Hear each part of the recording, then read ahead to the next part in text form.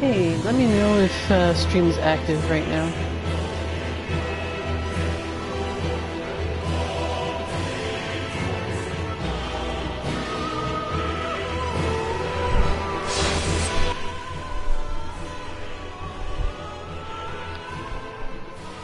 It looks like stream's active.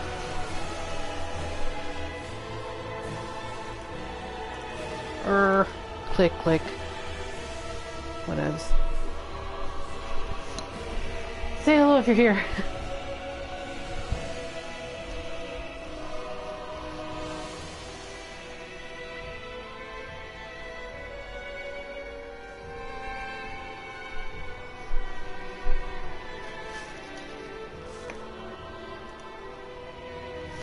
Okay.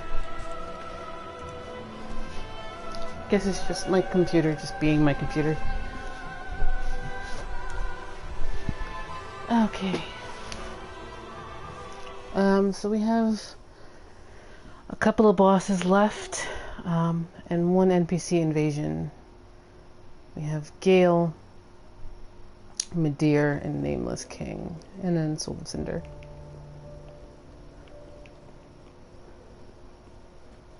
Ashen, thou wish them I am a thou give. Very well, then take none.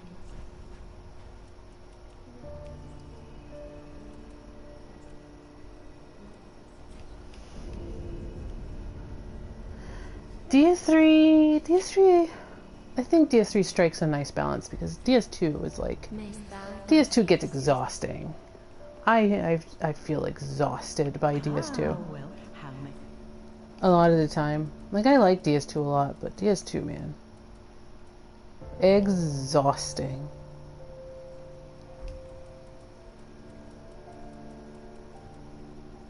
Hey, Samuel. What's up?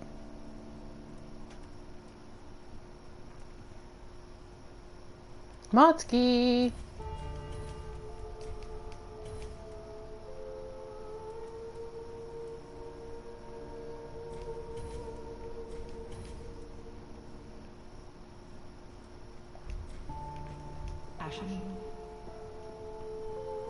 Alright. Where to first?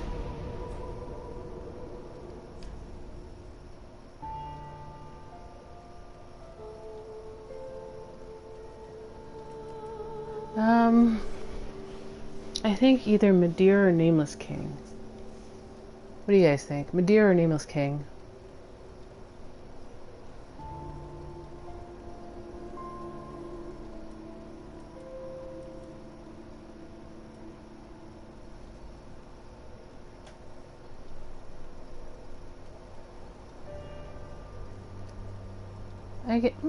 Let's go warm up against Nameless King. DS3 is short, but I like its length. Nameless's chicken is easy. I'm just too anticipatory for Nameless.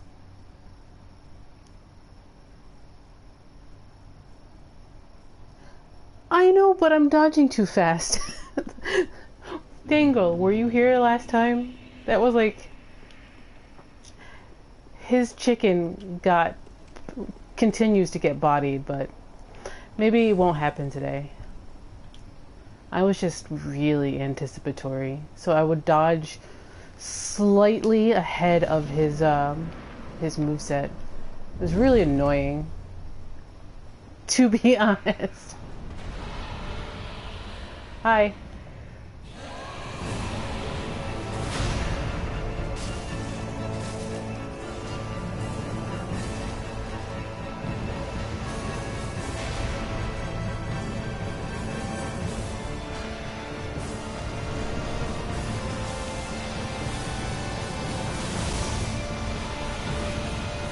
Listen, that frame hitch basically told me when to dodge there.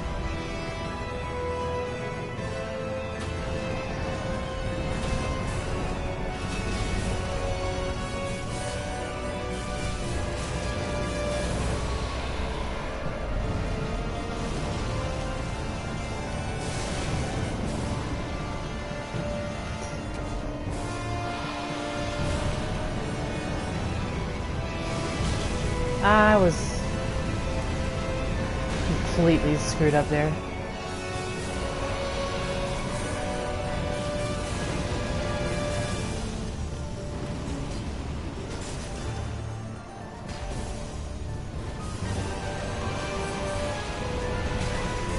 Alright. This is a wash, but sure.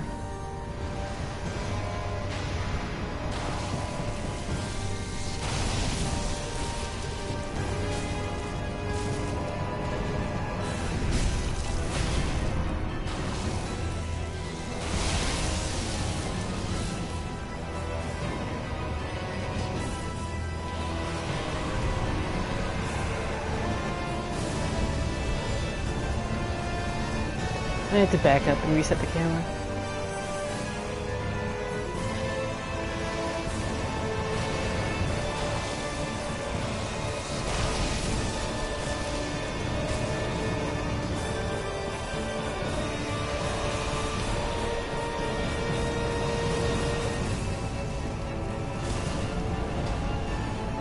King of the Storm gets bodied by Black Flame Onyx Blade. Is he?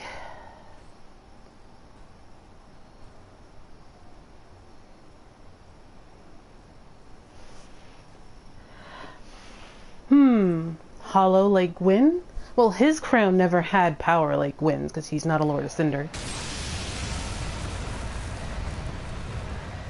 So there's that a bit.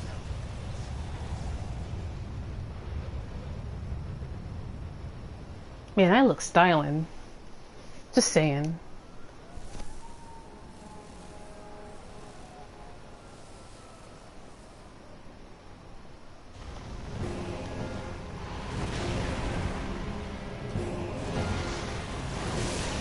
It's late.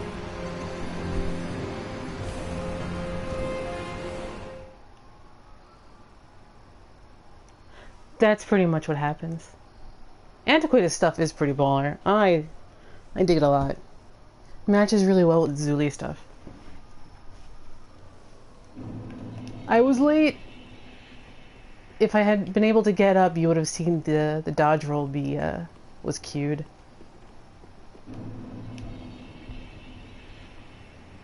That's pretty much my problem with Nameless King. Like I haven't figured out his dodge timing.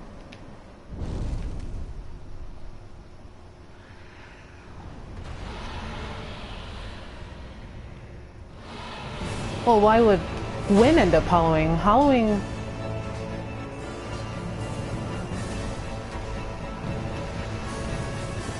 a bit like a state of mind.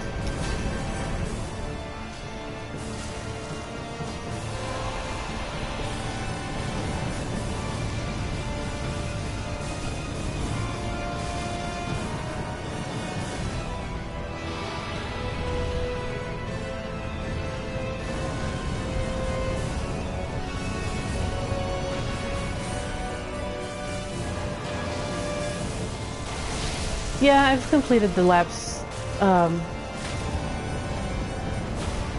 storyline. Yep. Lap is pretty much finished. Even summoned patches in for... I misread that and I got killed by the flame. Yeah, so, like, I even summoned in patches for Halflight. Which is fun, to summon patches in for Halflight. I was like, ew. The bigger question, I think, is why would patches want to be summoned in for Halflight?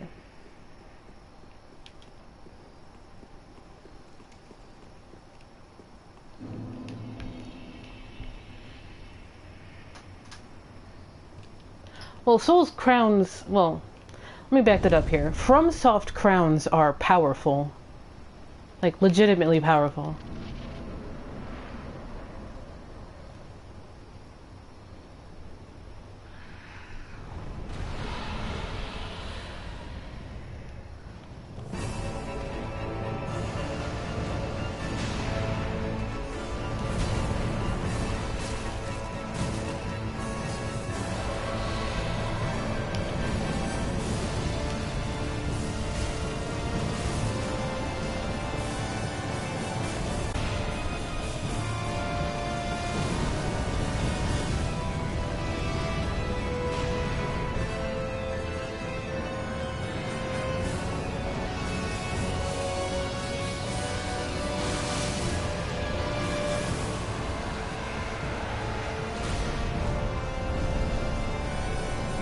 Loki's here.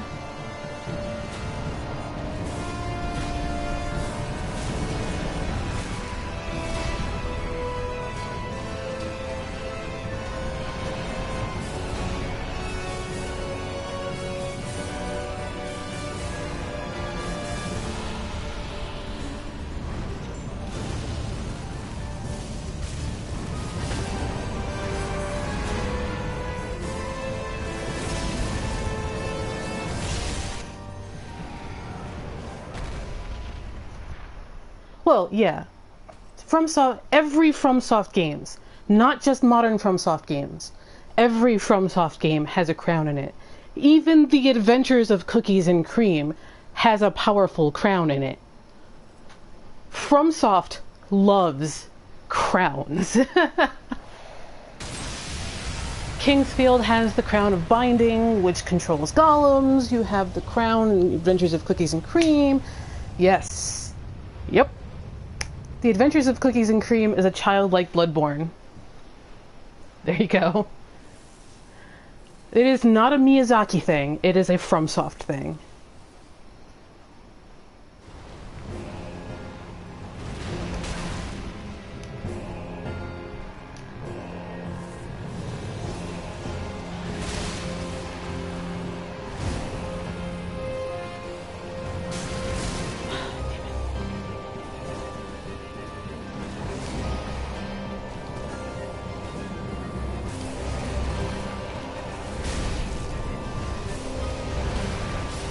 What?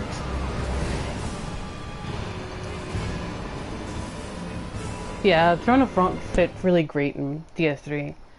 And you would find it in patches would be just sitting there like...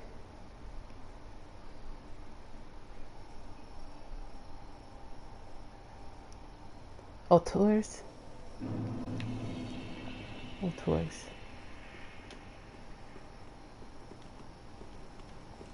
I don't understand, Samuel.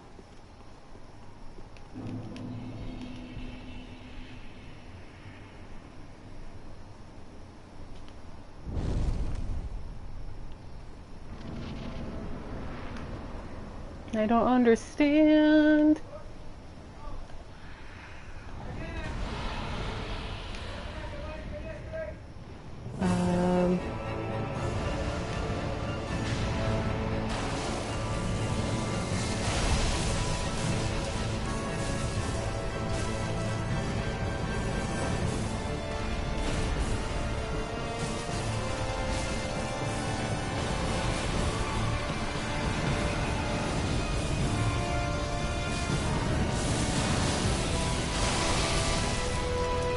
That last hit was greed.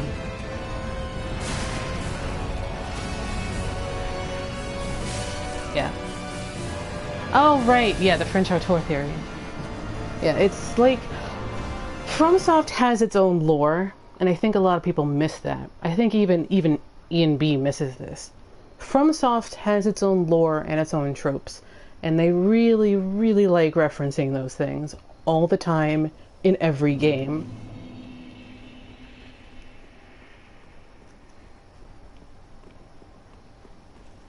Do. I just had a mess up. That greed really smacked me out of my my rhythm.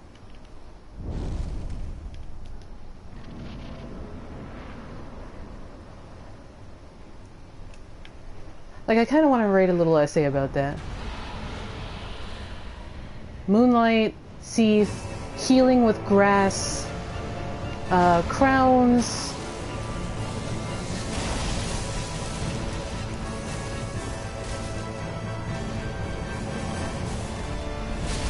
Oops. Yeah.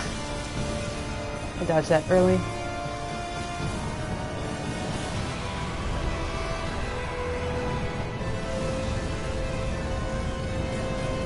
Like, there's a very specific FromSoft lore that they like messing with.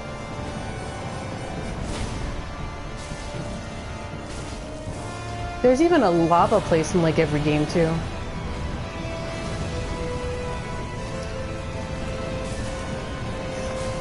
Mimics in Kingsfield popped out with skeletons.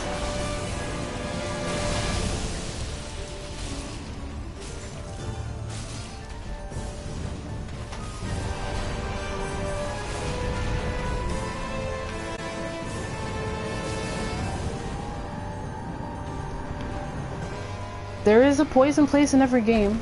I think you start in it in Shadow Tower. Shadow Tower Abyss, let me just be a little bit more specific there.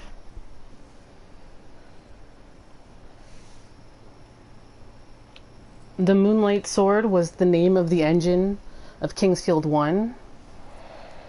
Or so, sort of Moonlight. It reverses over the years. Ravens are in Armored Core. Like the pilots are called Ravens.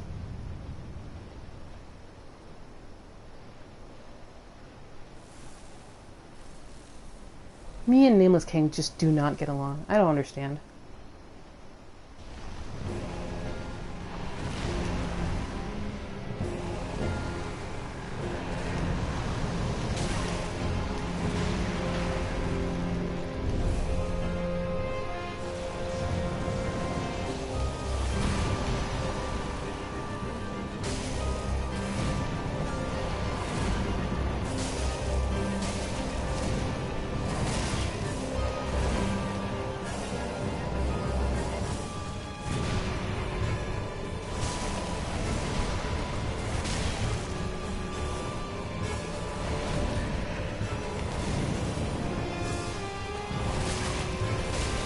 Too anticipatory. Yep. Now, Miyazaki came into FromSoft with Armored Core 4 Answer. Like he was a coder on Armored Core 4 Answer.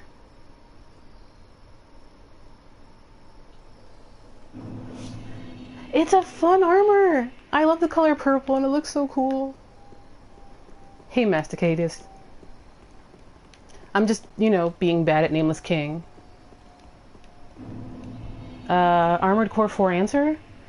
Armored Core 4 Answer is the revision to Armored Core 4. Armored Core has 19 games in that franchise. And that is because they would release the initial numbered mainline game.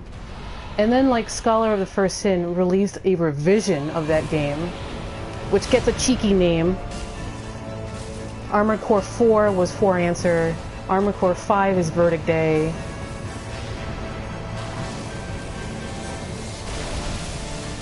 But Miyazaki started as a coder for 4 Answer.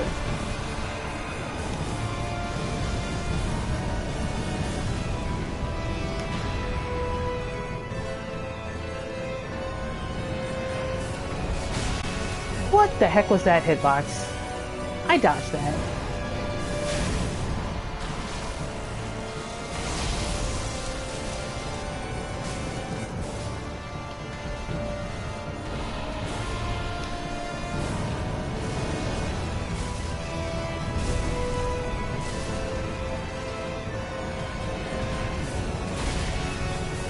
That I did not dodge.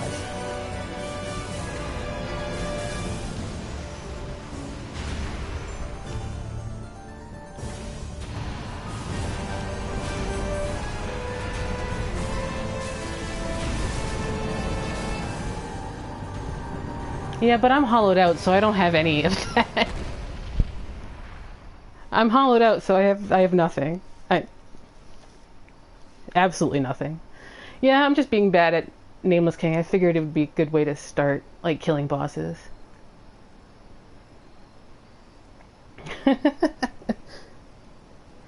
I think Desert Sorceress Top is really funny on hollowed out females because it is hilarious looking.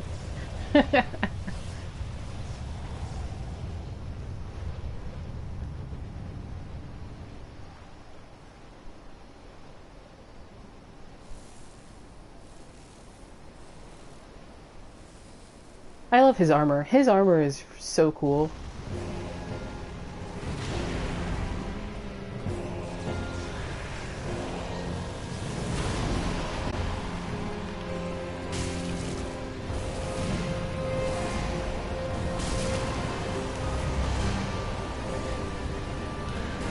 Ah.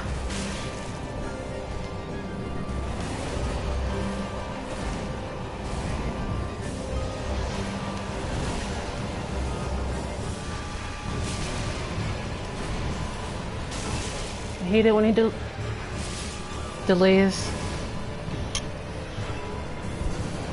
It doesn't though. There's like nothing there. It's hilarious though.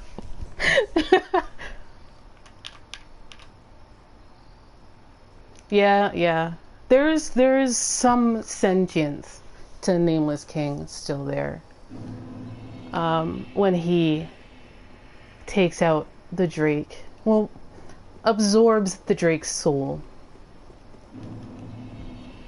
Because that was something that their culture did back in the day.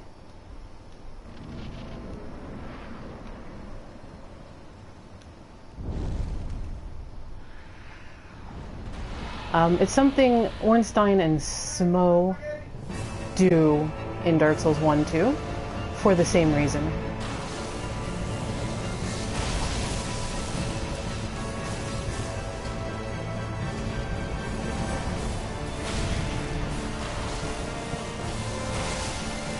That sucks. Yeah, oh, that's some respect. Also, side note, the King of the Storm music reminds me of a lot of Leo Ornstein, the composer's music.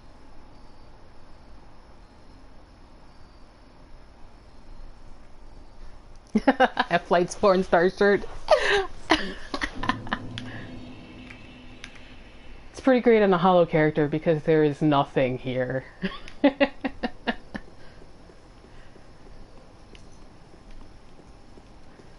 Except tree roots that look like...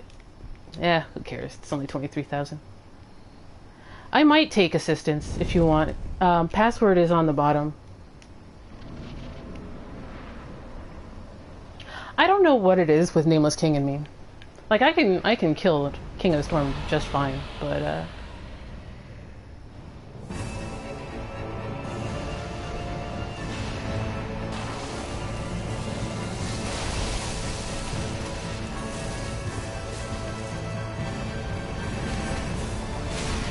damn it.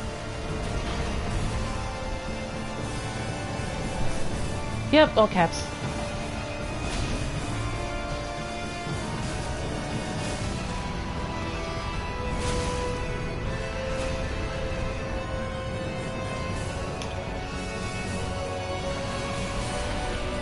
Three, 4, 5. It's 5 rolls to get out of that, by the way. Go, frame hitch! Woo! Thanks for the follow or the host. My screen is off for no reason.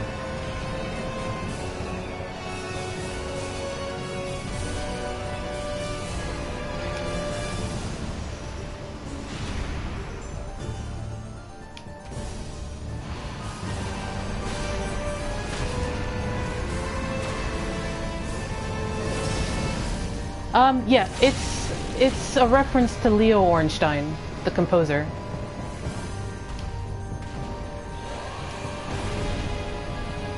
Three, 4, 5. Leo Ornstein, the composer, does a lot of crazy atonality in his music. It's very... I want to see if the Dark Souls of one of the Dark Souls of classical music composers. But yeah, it's very much like the King of the Storm OST. Lots of atonality and stuff like that. Definitely look up Leo Ornstein on YouTube. Well, like a lot of his concertos are on YouTube. He's still alive too, by the way. If I remember right, Ornstein is a reference to Leo Ornstein, the composer, so yeah.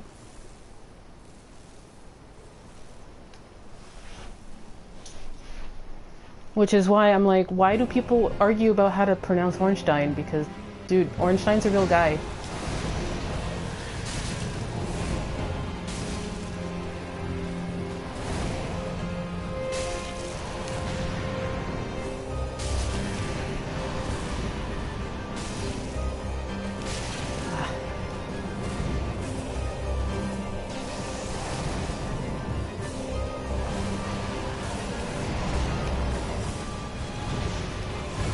Ah, damn it.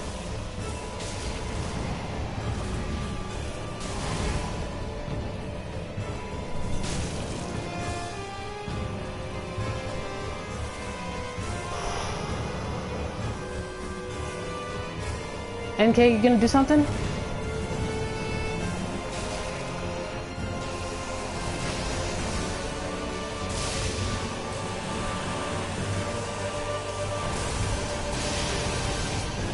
Not that, please.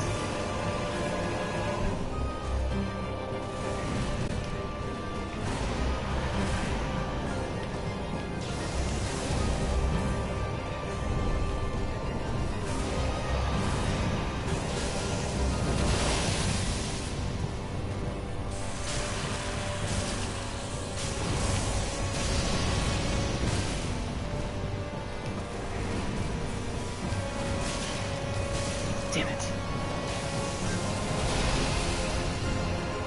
Like, I'm fans of composers like that. Like, my favorite composers are Shostakovich and Stravinsky. Yeah, it's a lightning stake. Solar Cinder does it too. But Solar Cinders is actually a lot easier to dodge. Alright, I'm gonna pop an ember. See if anybody's here.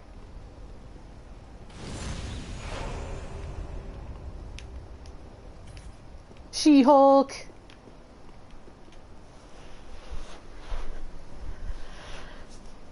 He has pretty much all of the miracles Gwyn does have.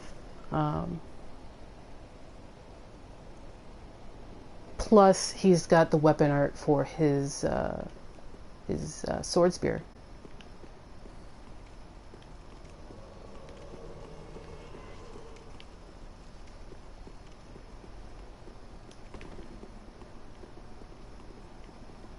I love this fashion. This fashion's great.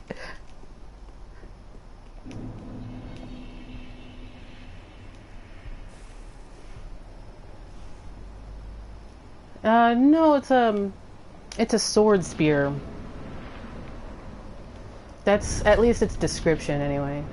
It's actually a lot of fun to catch people in PvP with.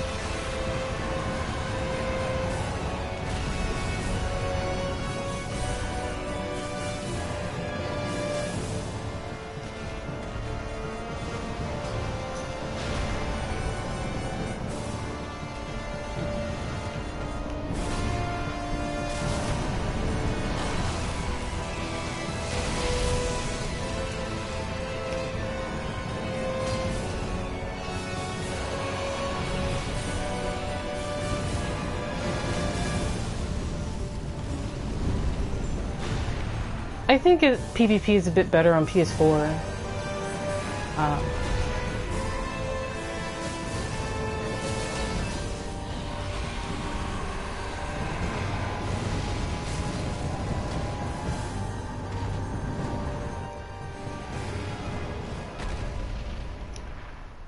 I mean, it's not really based. It's not a PvP game. Like it's just there to make your life harder. Well, in a lot of ways. Thank you for the host or follow. I'll get people who followed me after Nameless King. Because I'll just pull out alert box and tell me.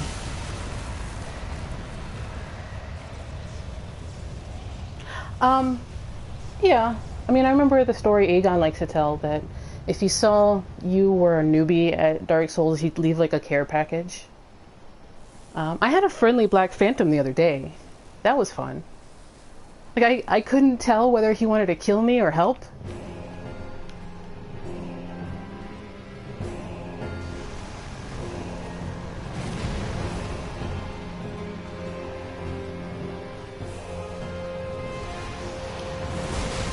That just messed me up. Where did he go? Alright, let me just fix this.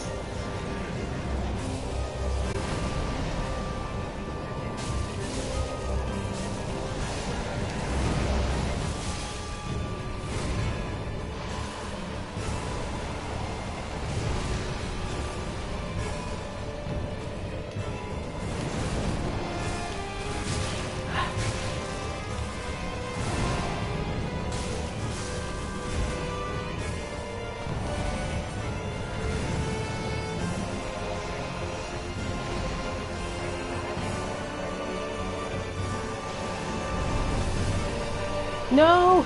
She-Hulk the command grab!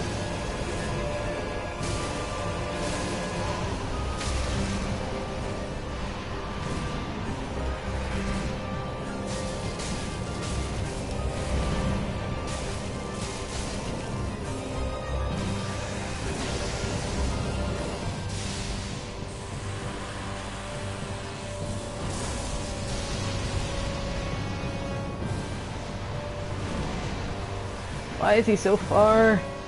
It's like Madeir.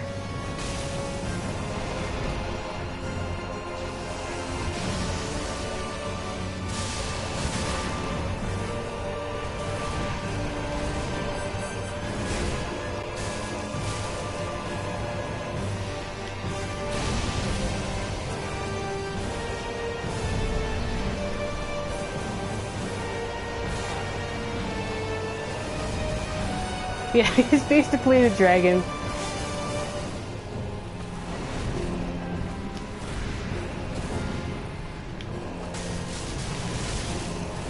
I did not want to jump. That really screwed me up there.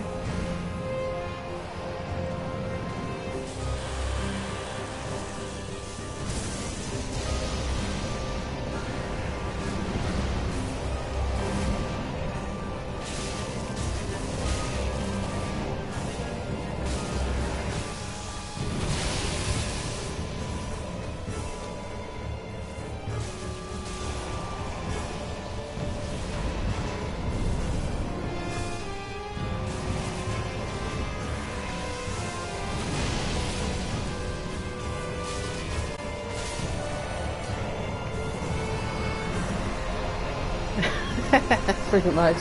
Yeah! Praise the sun.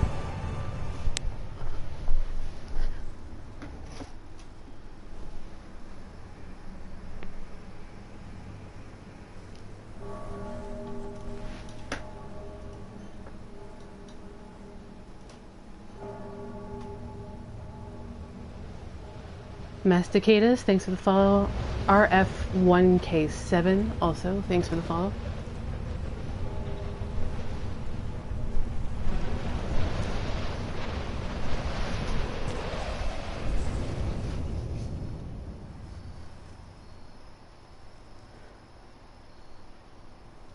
Also, I got my nails did.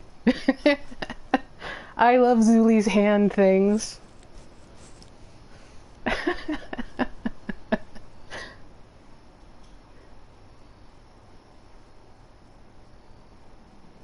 And I do like the implication of why Zuli's armor matches the purple stuff on Halflight's porn shirt. Thank you, She-Hulk.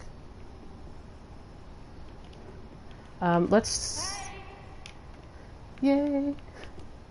Let's read Soul of the Nameless King. His fire is actually probably the most ornate fire. He's got a central pillar that you'll see on most of the Twisted Souls, but then he's also got the extra fire flares pretty much around him. Soul of the Nameless King, one of the Twisted Souls steeped in strength. Used to acquire many souls or transposed to extract its true strength. The Nameless King was once a dragon-slaying god of war before he sacrificed everything to ally himself with the ancient dragons. Yeah. Very much like a tornado. Hopefully everybody who follows me from Texas is doing okay and is nice and safe, by the way. we defeated the hurricane for you. From I like the idea. I haven't really thought about it much, but I like the idea. And remember, I kept saying in Dark Souls 2, man, Faram got around. Around. It's like everything in DS, like a lot of the big kingdoms in Dark Souls 2 had somebody from Faram.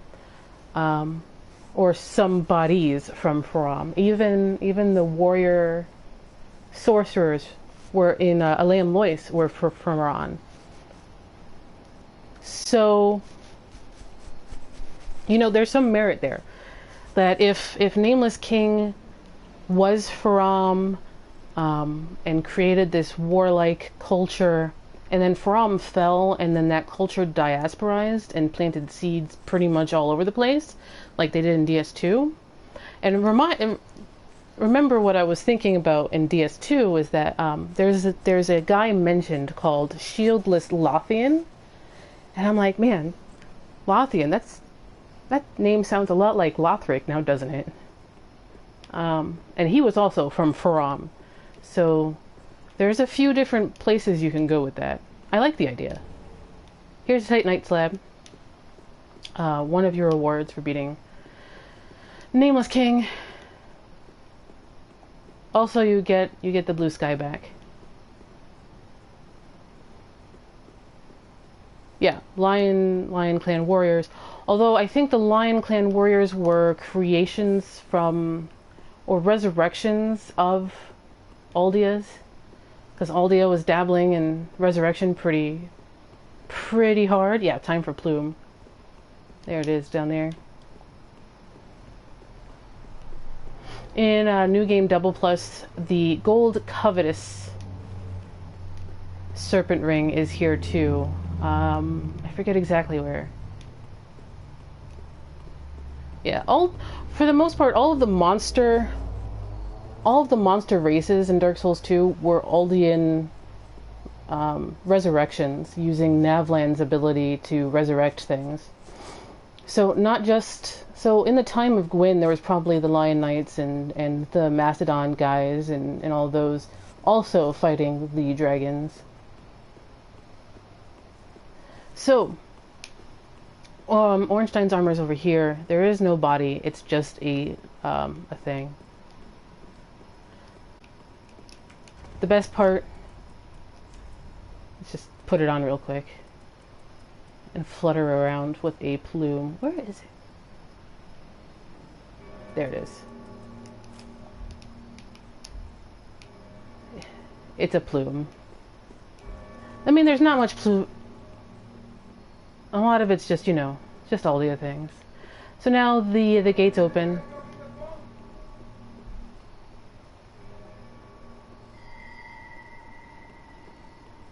You can fight things now.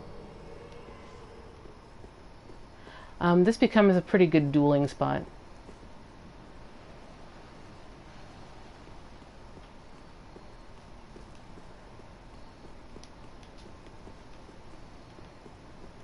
I forget. Yeah, you never look this good, Orange Dine. Mock emote. Even though the mock emote's not even here. RIP. DS2 emotes, best emotes. No, not here. But yeah, everything has reverted back to normal.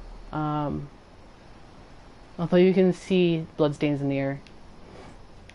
And the only legitimate blue sky in all of Souls. Yeah, go ahead, think about it. This is a legitimate blue sky. Only DS2 comes close. But those are all like twilight skies. This is noon on a summer's day sky.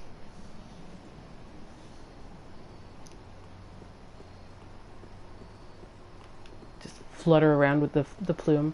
Also, I don't think the plume would have worked well in Dark Souls 1, because I think the Havoc cloth physics engine came out just before Dark Souls 2. So, like, the cloth just wouldn't move around that much.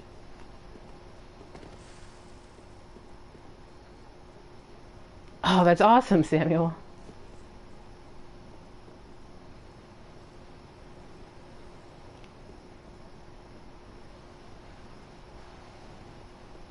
Alright, so there's Nameless King. Light the bonfire. Hey, I can still fast roll. Maybe I'll just keep the helmet on.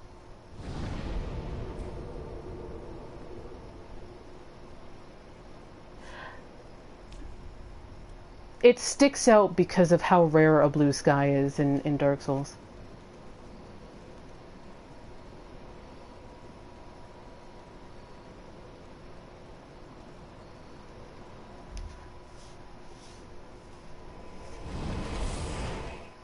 Makes some pretty good lighting for Fashion Souls, you know. Do I want to fight Madeir now or Shira now? Probably Madeir, because Shira's quest optimal is Madeir first. Ashen One, if when thou peerest upon the first flame, thou wishest yet for a world without fire, then call I am a fire. Oh, yeah, we'll get to Shira. Shira's ability to hold that miracle, super annoying. Take nourishment from these soul.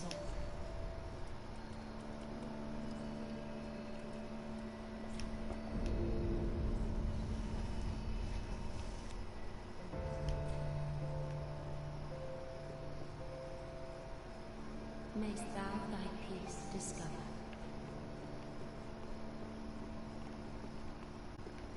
It doesn't match at all, but it's still, you know, it's still cool. Alright, let's go fight Madeir, I guess.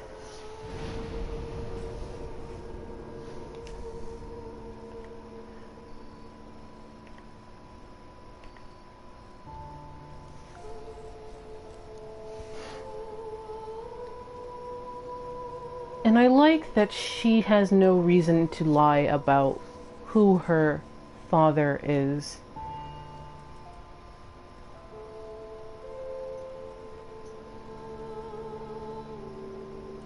Yeah, I'm gonna try this without Mercury. I can cast Mercury, but I'm gonna try it without Mercury.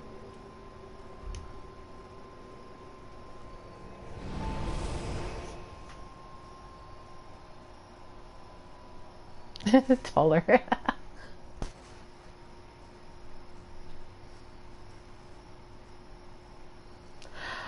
Well, the thing about all that vodka is her crown, and it name checks an item that is only found in Dark Souls 1, and that is the man-eater shells, clams. And those clams are only found in either Ash Lake or by Seath. So, like, you only find those things in Dark Souls 1. I always go the wrong way. They're not even in Dark Souls 2. They're just in Dark Souls 1. And so I took that to mean here's your definitive proof as to who she's actually talking about.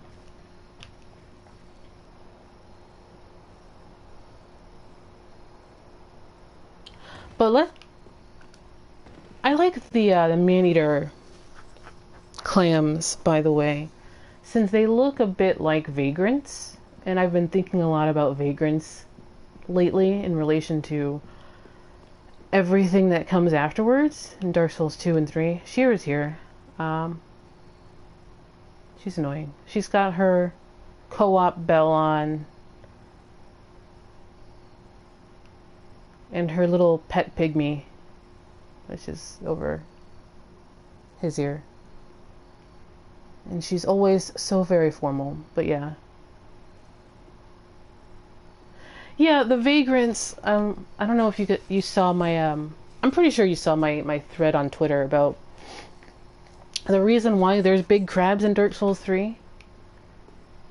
And I think they're evoking a headless or a shellless vagrant. And vagrants and eggs and stuff like that. Eggs are name checked pretty hard in Dark Souls 2 and in Dark Souls 3. Plop.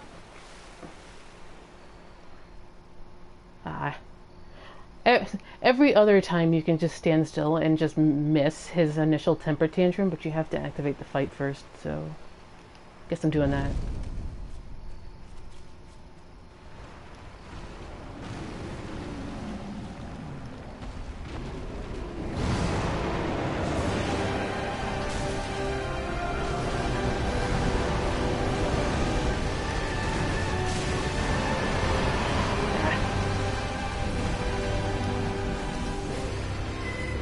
I like fighting Madeira, but this is not gonna happen in this first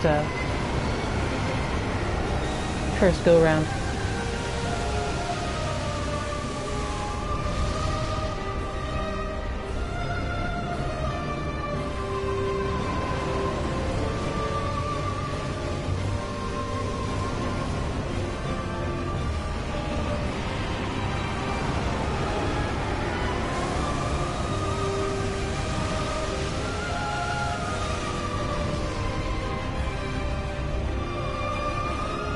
I keep thinking he's gonna rear back for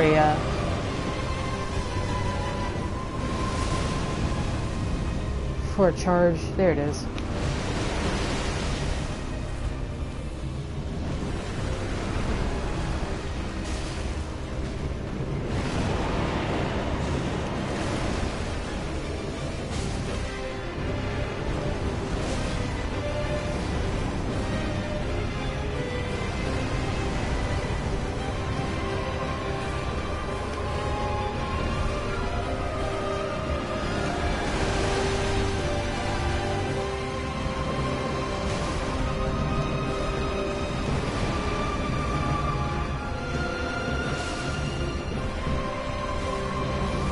One, two, three.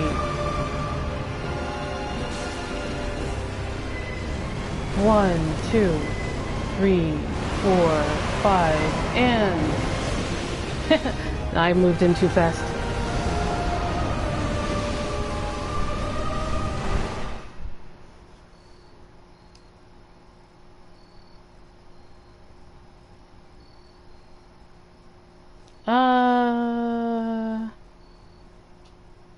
Pestilent Mercury.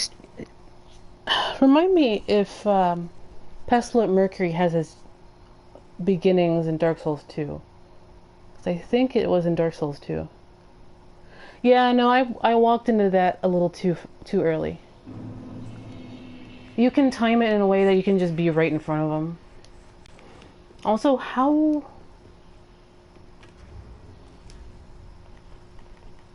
You know what's funny about all that is, growing up I had a CD by Bush. Let me see here. What CD is it? My CDs are like right next to me, so... Yeah, The Science of Things. And The Science of Things had a song that I actually really liked a lot called The Disease of Dancing Cats, which I now know is a reference to said happening. I always do that. Good song, by the way.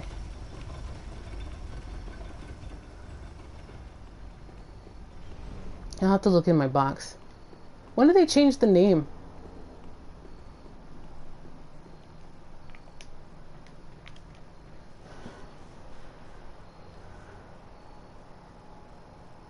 I might have to switch to my Chaos Axe, but I don't really want to because, what's it called? Reach. Ah, interesting. Flop.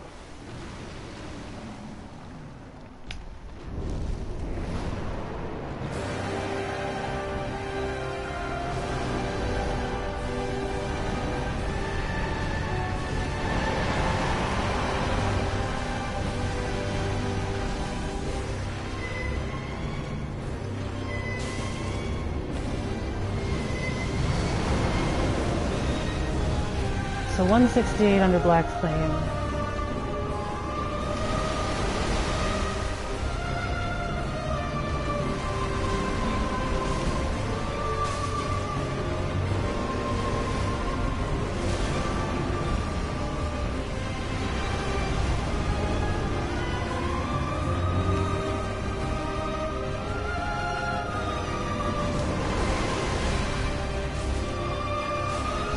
Alright. Yeah, he does not care about dark damage at all.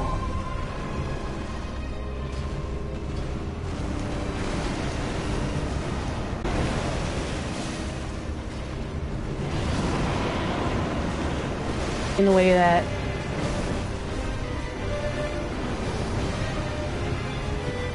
note how he always stops and lowers his head. Oh, I missed that.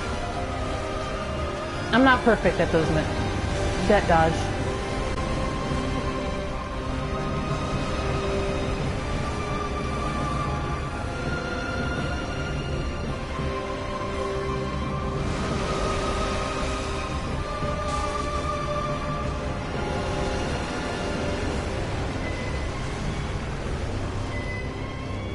So notice every time he finishes his temper tantrum, he always lowers his head.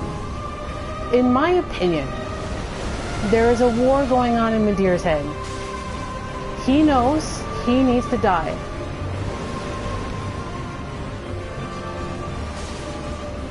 But there is something in him that really, really wants to remain alive.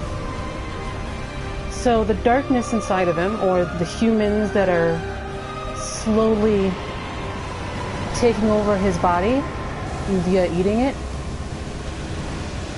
are keeping him fighting. But every so often, he will stop to try and get you to hit him a couple of times. Which is why he drops his head the way he does.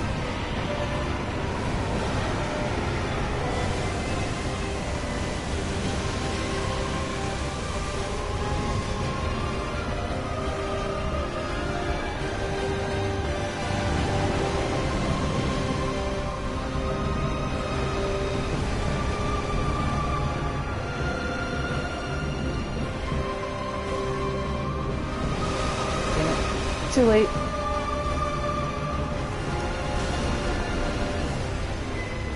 I healed at the wrong time there.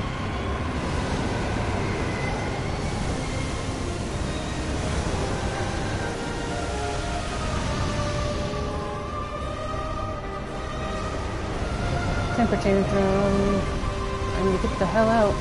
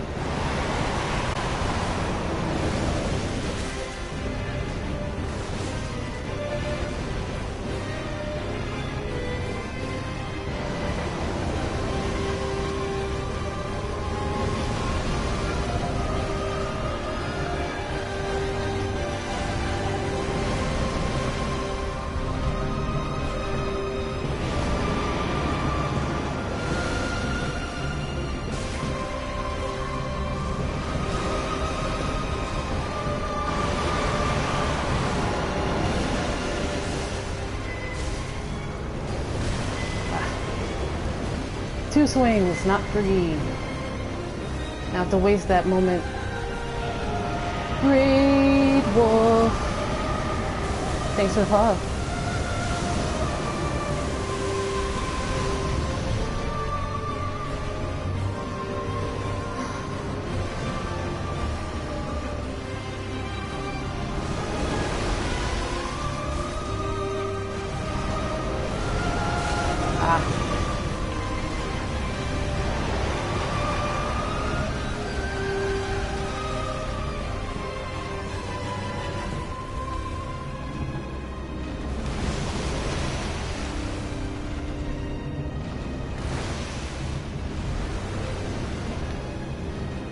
Onyx Blade is probably the worst to do this.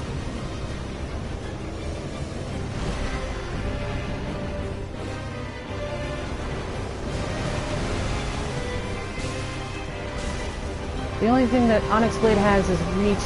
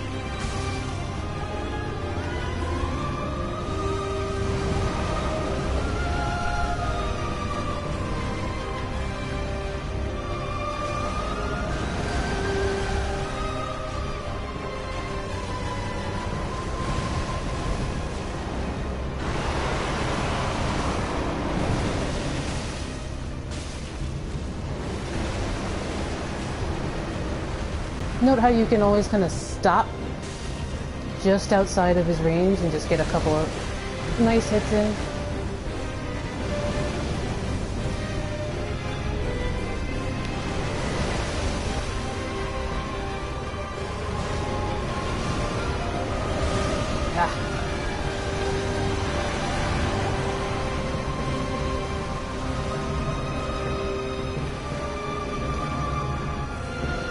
I'm just gonna see how far I can get on this run.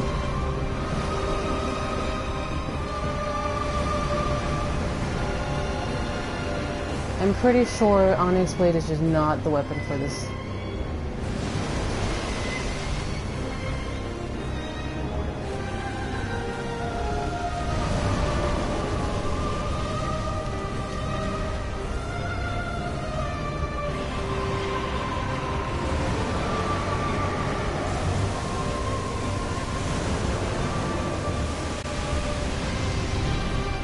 Like, buffed, it's nice, but it doesn't stay buffed as long as you need it to. Damn it. Thought I could clear that.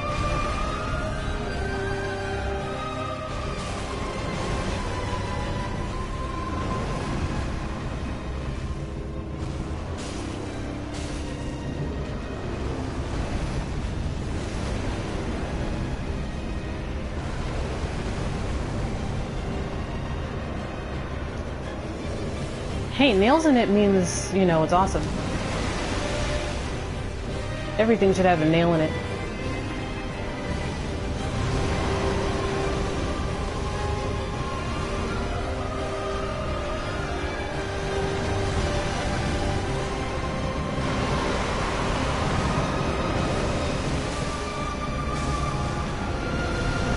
Hey, Night Game. Thanks for the follow. I'm out.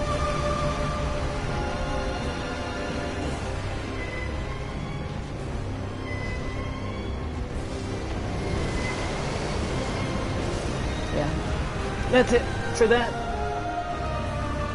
I like Onyx Blade because of the reach, but how long was that? It was like 10 minutes? Murakumo and New Game Double Plus was 10 minutes total.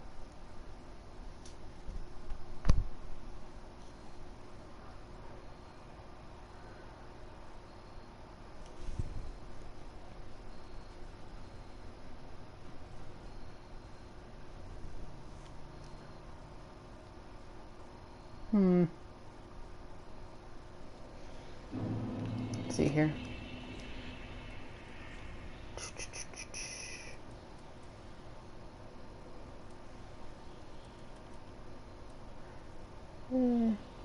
Chaos. I wonder how he stacks up against Chaos.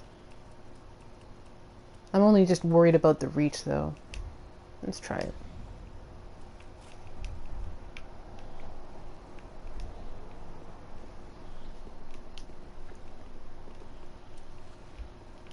The story significance for killing him. So here's the thing. When you first get the quest to kill him, and I'm always going to do that forever and ever, you get it from Shira. And Shira is in her room, trapped with her pet pygmy. And she's like, dude, this guy has been doing this thing for so long that, and he's been doing a really great job, but he's been doing too good of a job, and he's going to get consumed by what he's doing and forget his vows. In my opinion, Midir is the dragonified version of the real Halflight, following the Irish Midir's legend, and to some extent, except instead of a swan, it's a dragon. Yeah. His vows to protect Filianor and to eat the dark. Yeah. So, story significance here is if Shira is telling the truth. And that's a big if, because everybody basically lies in Dark Souls, whether they mean to or not. And so you kill Midir, and you go back to Shira, and she gives you some stuff.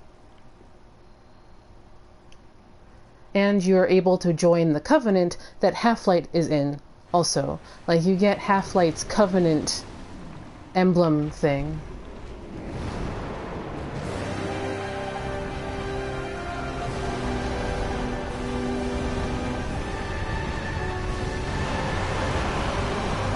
I mean, I'm pretty convinced Midir is Halflight.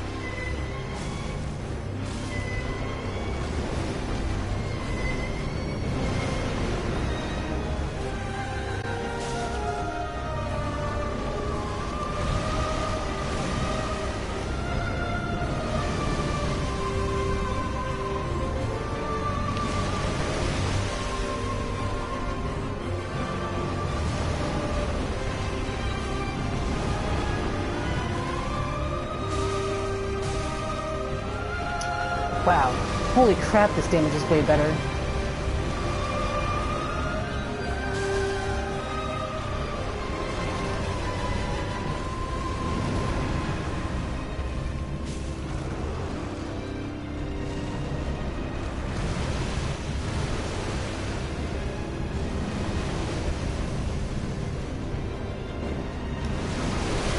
Ah, I came out of that roll too early.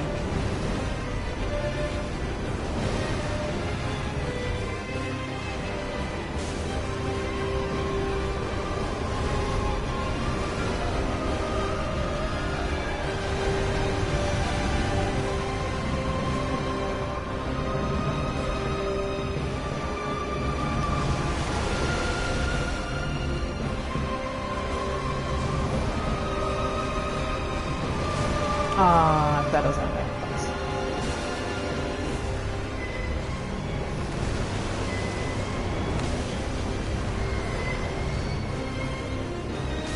Listen, man, I'm Velka, you're Velka, Cat is Velka, we're all Velka.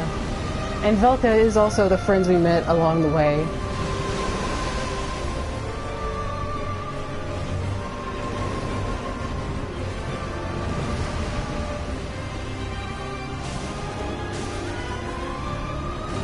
Somebody remind me to hit Warcry at some point.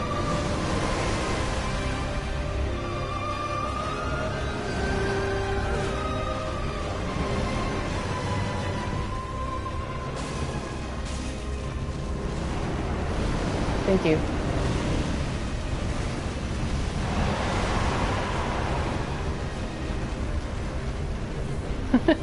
Thank you.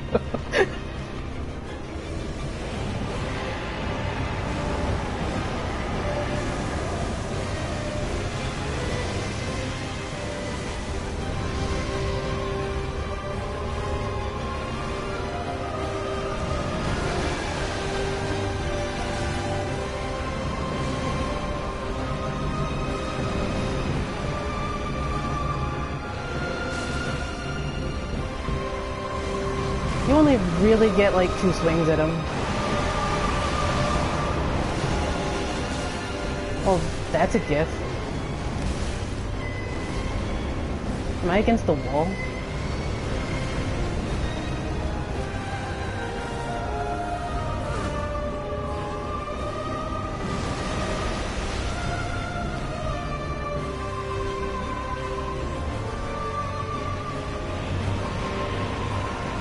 This song is great.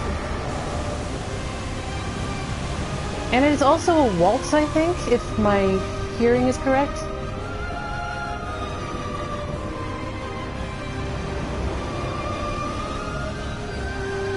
His model is amazing. The spectacle of this boss fight is increíble.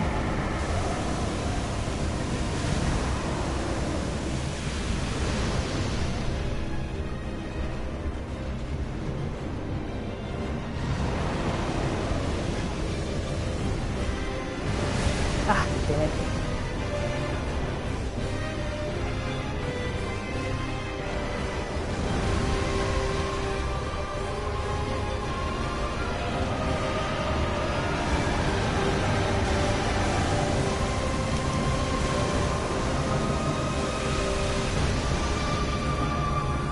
Need to not be against the wall, thank you.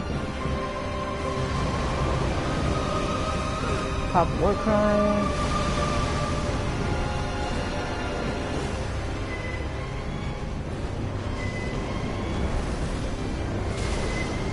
Why am I always against the wall?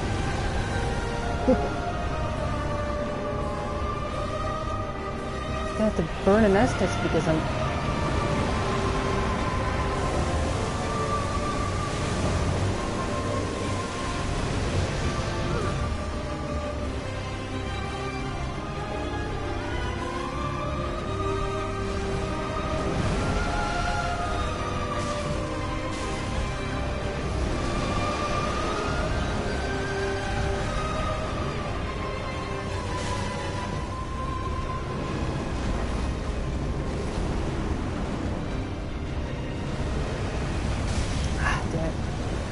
It was a bad dodge.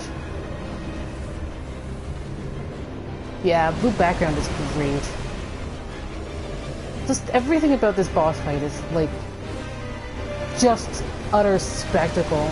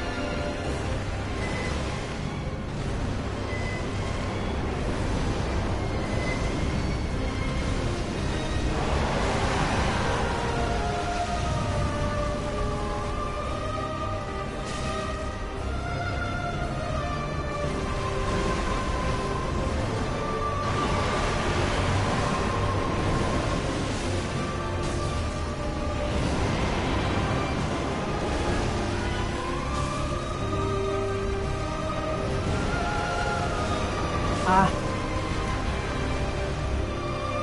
Burn this destroy.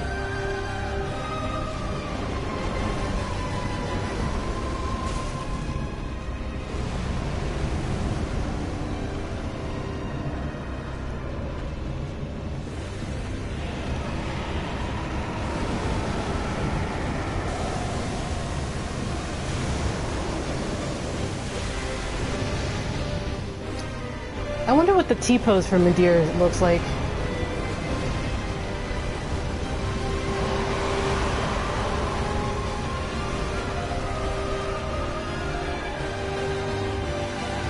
Shin Mecha Godzilla.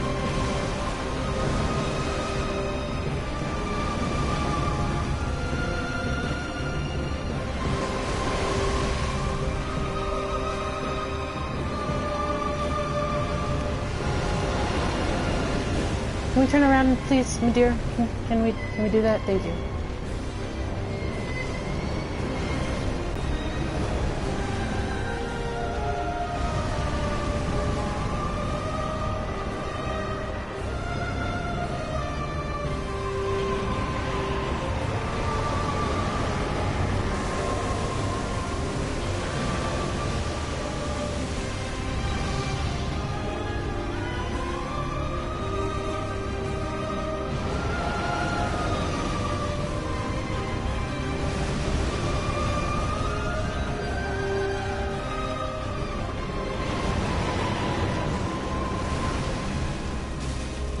Bad dog.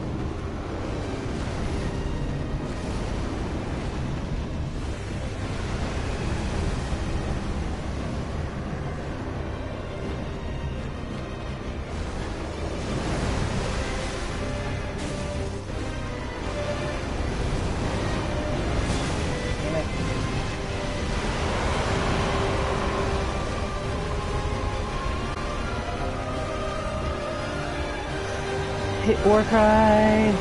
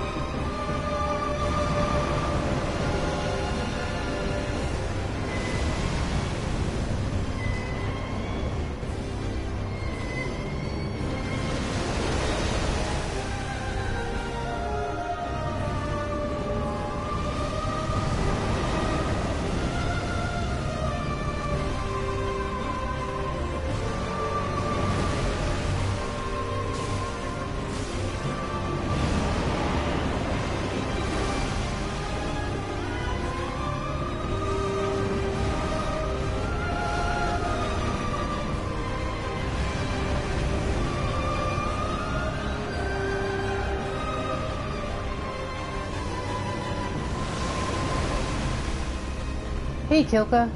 Kaleidoscope 52? Kiko? Kiko. Something. Sorry. You understand. I'm fighting the deer. I'm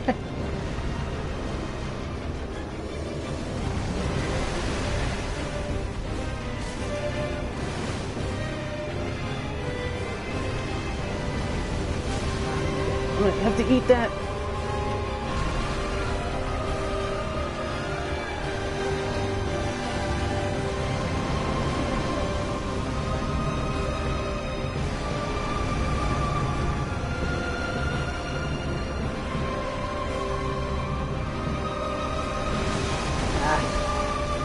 Miss dodge. Yeah, that's it. Not bad. I was burning through Estes too fast.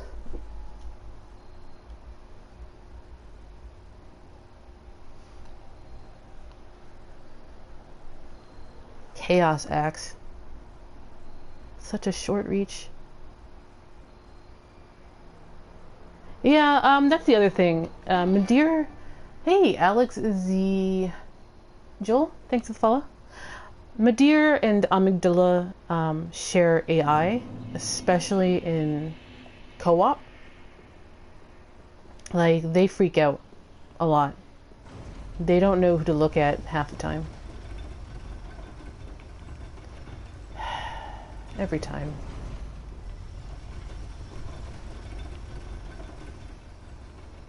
So, like, I actually... Yeah, like, I've done a lot of co-oping with Midir. And seeing how that AI behavior changes pretty crazily when there's, like, 2 or 3 summons on the field is kind of nuts. actually.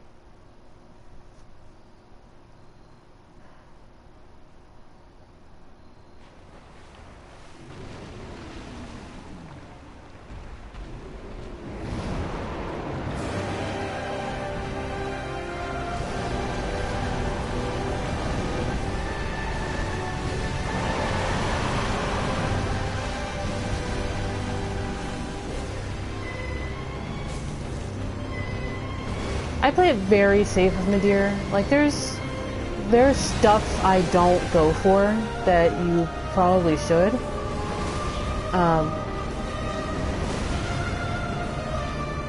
With Midir, like, you can hit his tail a couple times when he rears backwards, and I just don't do that.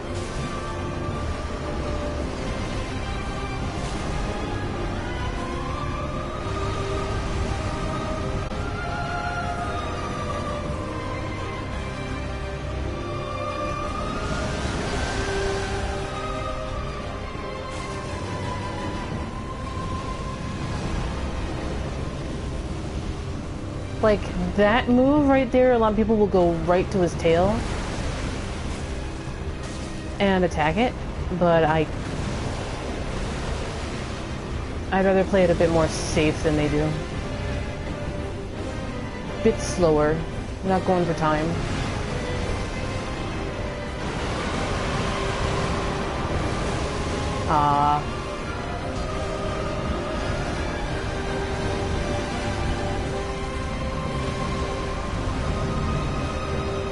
Hit war cry.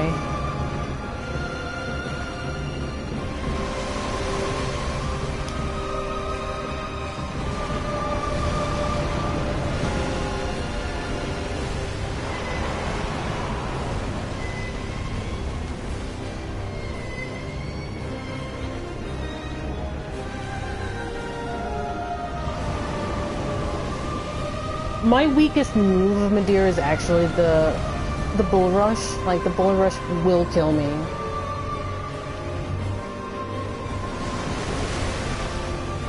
Just like that, actually.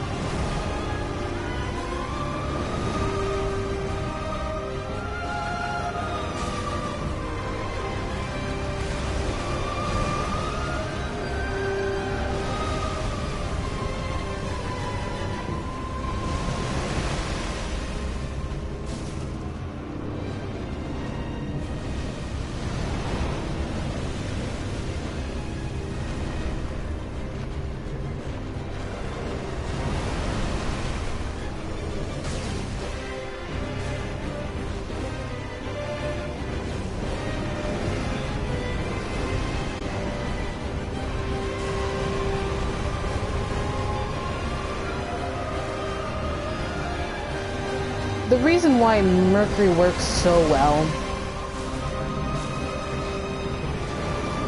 is mostly because he's just a huge model. He can't just, like, get out. Hey, Fox Rider. Thanks for following.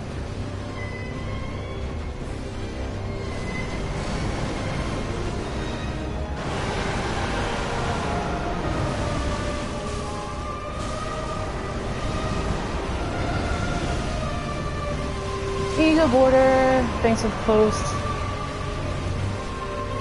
Ah, tail swipe. I thought I cleared him.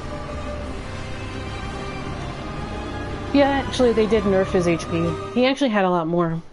I think I killed him in New Game Double Plus with his original HP total. Yeah, the tail. I thought I cleared him. I knew the tail was coming, but he was closer. Dragons may appear closer than, wait, what's the thing on the mirror on your car says? It says, objects may appear closer than they are. Dragons may appear further than they actually are. Well, Chaos Orb does hit him. And not for too bad.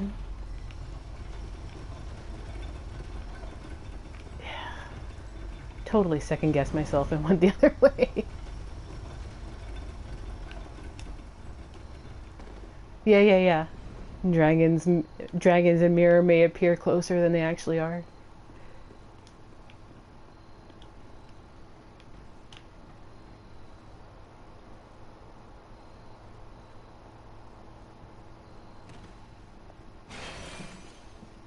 Yeah, much like T-Rexes.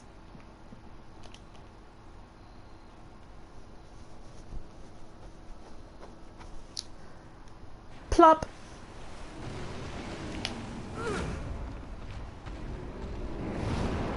Ah, those wings are so good!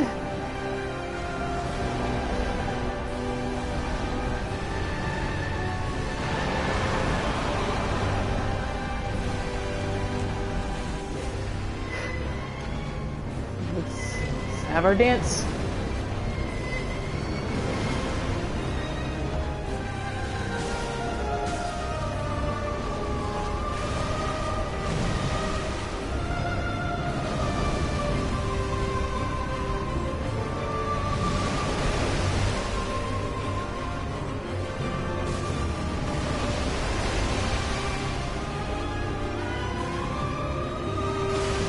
Why did he bull rush 3 times?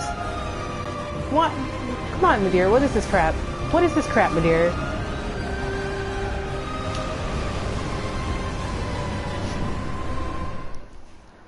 Madeir. Come here. Let's have a come to Jesus talk. No wait. Come to Gwyn talk. Come here.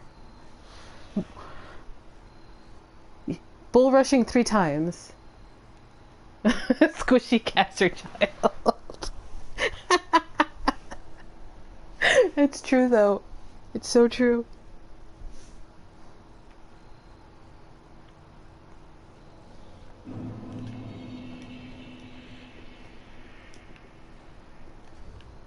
Let's see here. What can I give up? I think I can throw on steel protection.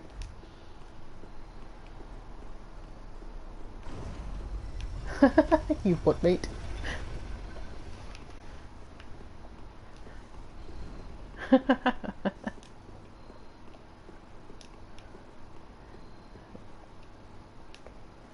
Since I'm mostly doing some melee, then I can lose a little boost to pyromancy for some defense.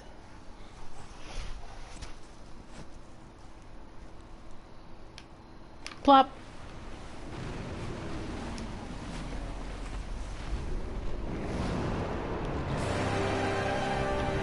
You guys, I think I made it mad.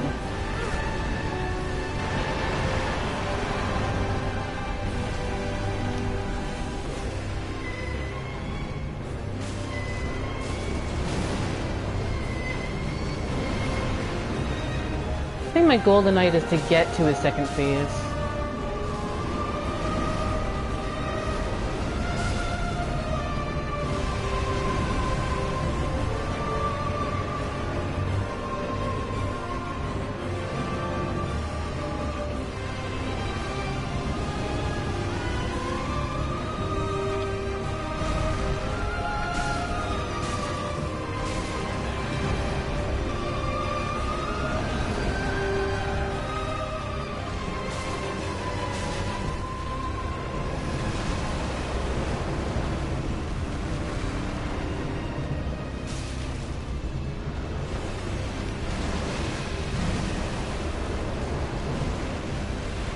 Alright, after this round.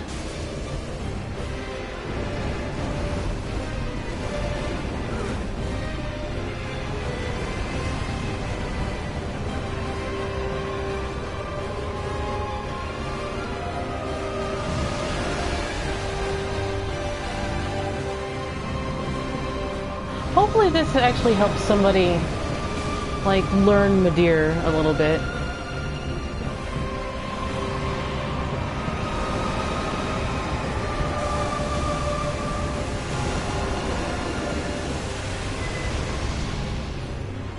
He's one of the sustained excellence fights, but he's not actually that hard.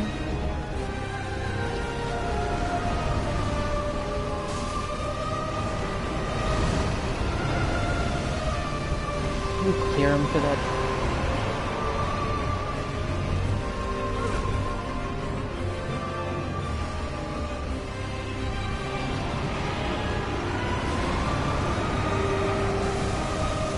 Yeah, don't treat him like any other dragon. Probably because he's not actually a dragon? Or he's a dragon created? I don't know. You get my point. Where is he? Ah.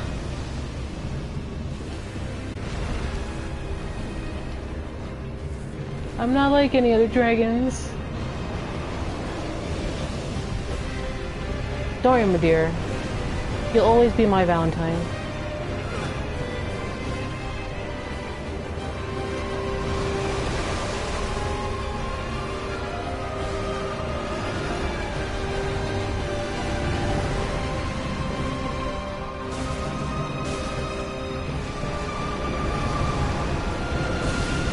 Damn it.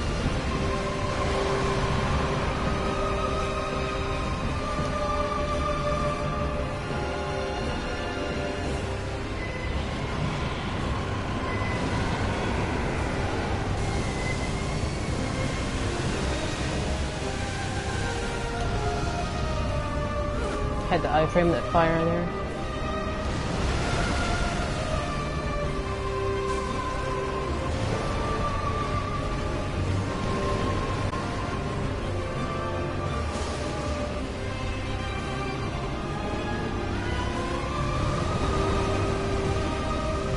This is a good weapon, but reach is killing me. Much more used to my Murakuma.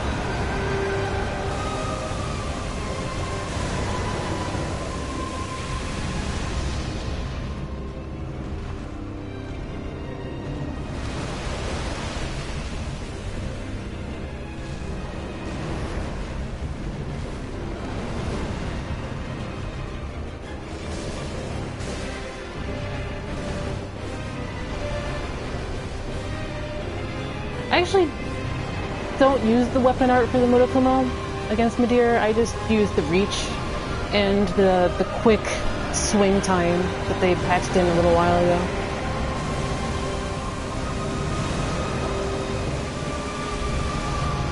But that's on my platinum character that can do whatever it wants because it's like level 150.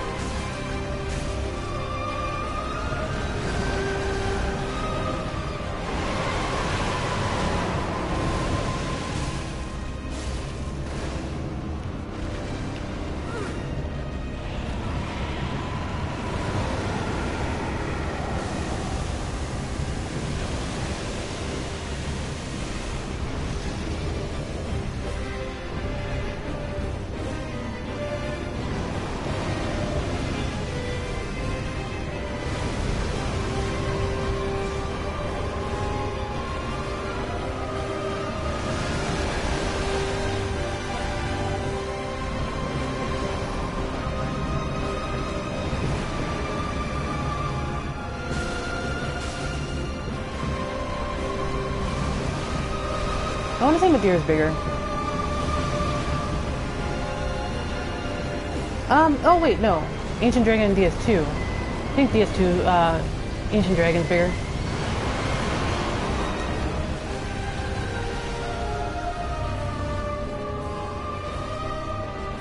During that phase, I'm just trying to clear him.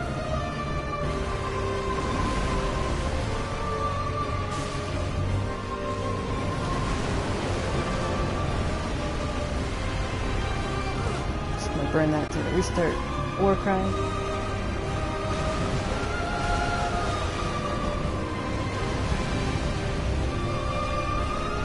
smack its toes for like 5 damage.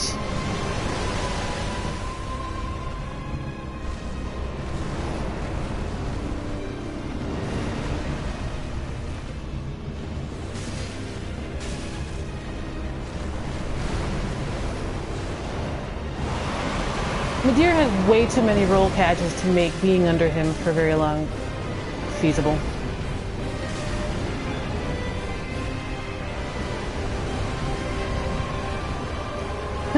Toe strats. At least for Ancient Dragon.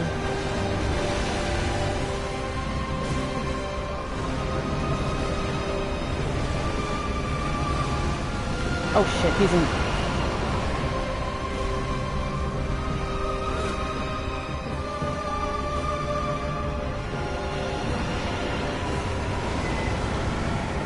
Gosh, his wings are so cool.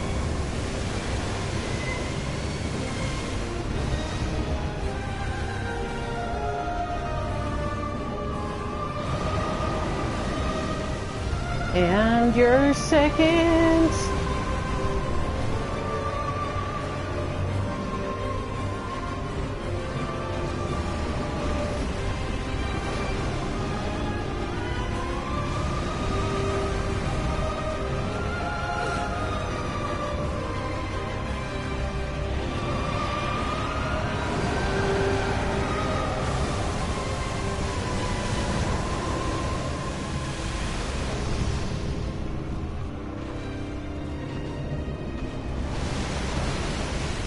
Dragon shouldn't have learned the laser technique.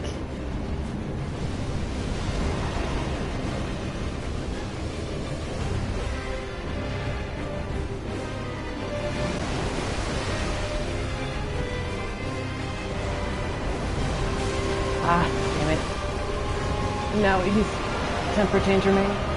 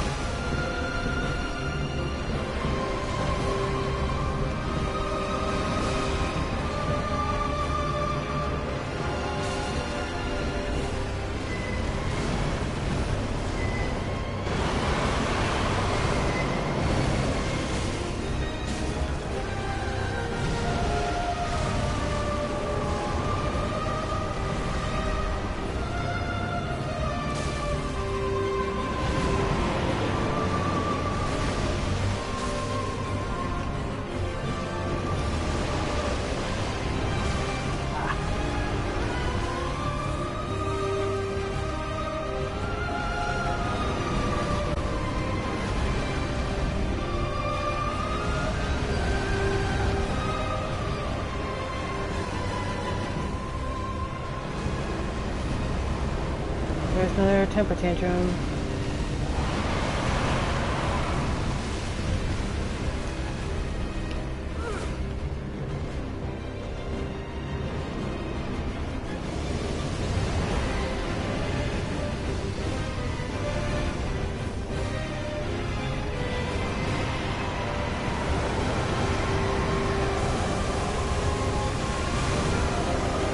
So I'm not paying attention to chat that much. Just, you know, dancing with Midir.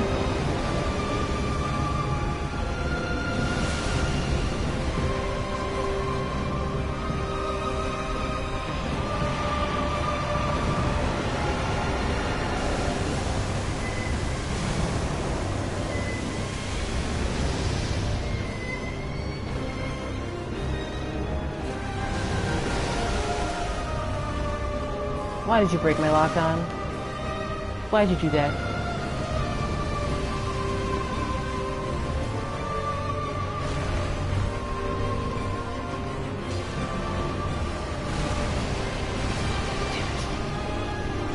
I almost made second phase!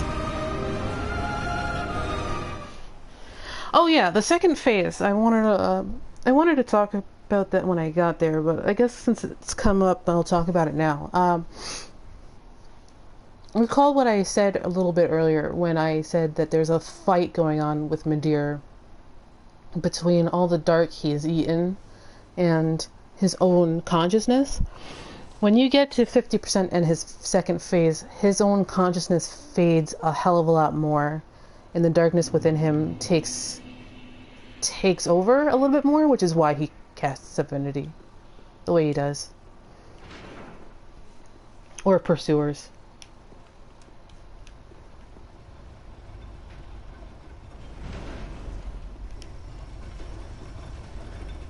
Hooray, I did it right the first now. Elena, don't forget to plug in the phone.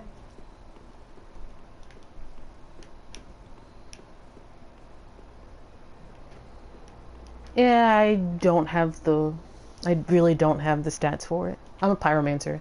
This is a pyromancer build, so there's the stats.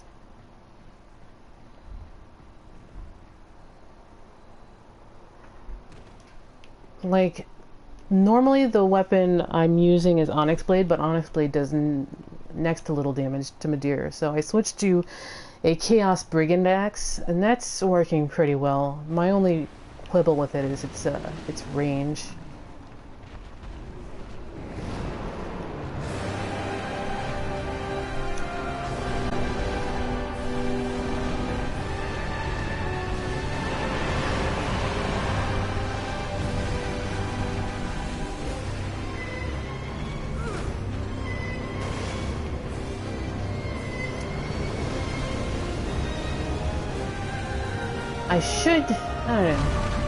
I don't know if I have another weapon that's really ready to go, like at all.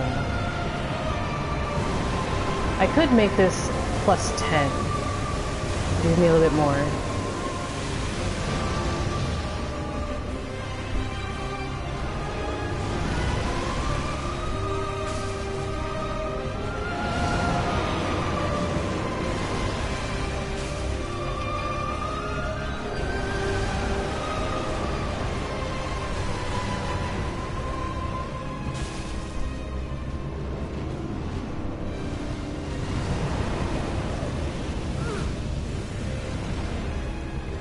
Buffing with lightning isn't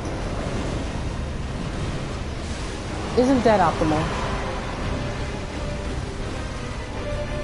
because it takes with my luck I'll buff with gold pine resin, and then like he won't give me an opening for the entire duration of the pine resin. So it's either got to be lightning infused or nothing.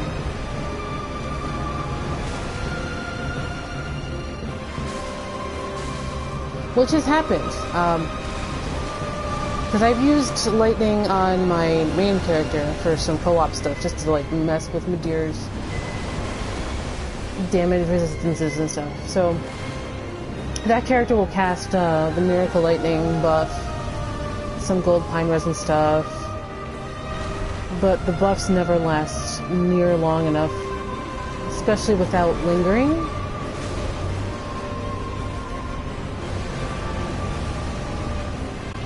To make it really worthwhile, because like Madeira will just not give you any openings.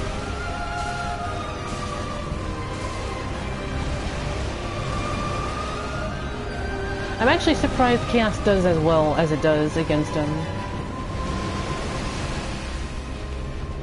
I mean, I probably shouldn't be, but it does.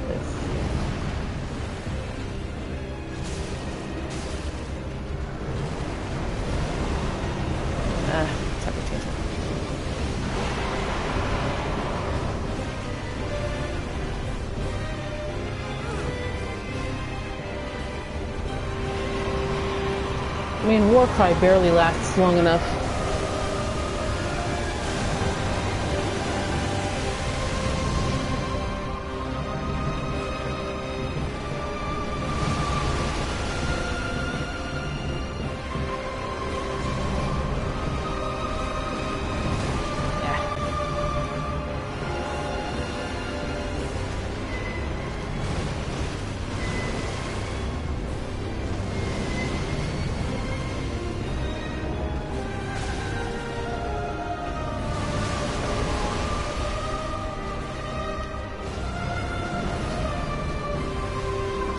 See ya, Vodka. Nice to have you.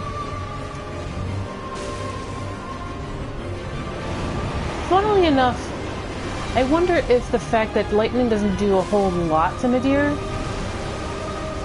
Like, I've seen the guy who killed him just lightning miracles. So, you know, that notwithstanding.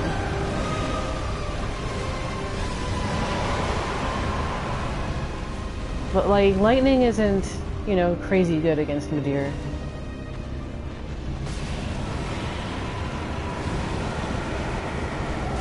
I wonder if that's supposed to say something about the veracity of, like, what you've been taught about how Midir killed all these dragons. I mean, not Midir. Gwyn. Same difference. Kinda.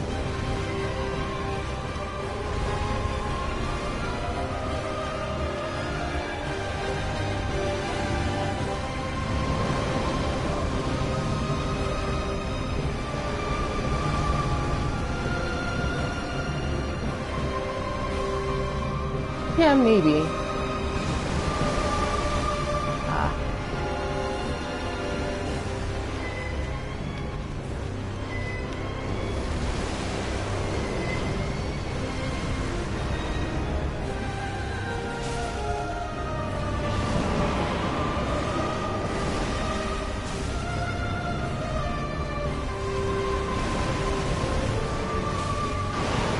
Tantrum.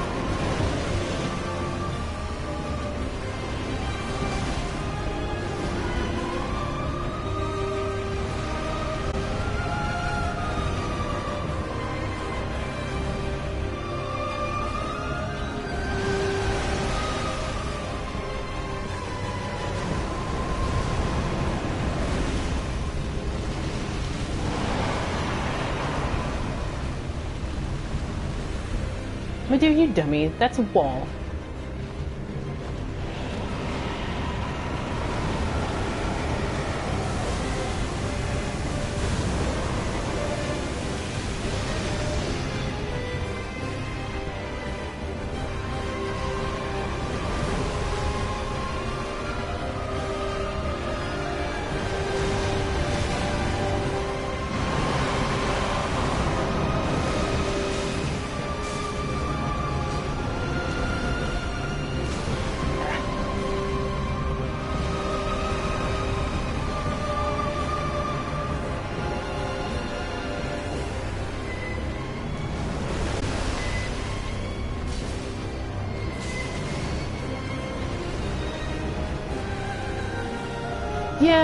Yeah, there's that. The narrow bridge thing was probably the worst. I'd just rather fight him.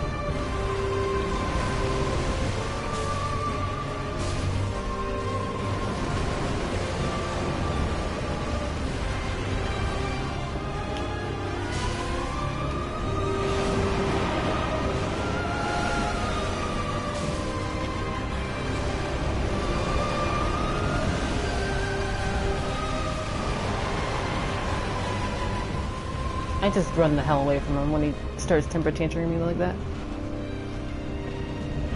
Nice. Yeah, it's really just about reach and sustained damage. It's just, you know, once you know his moveset pattern, you're not going to be surprised. I mean, that was not a surprise. I just missed the dodge.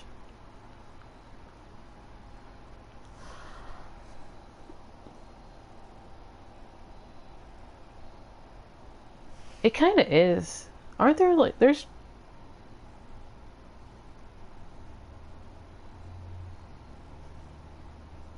dragons, bridges. Yeah.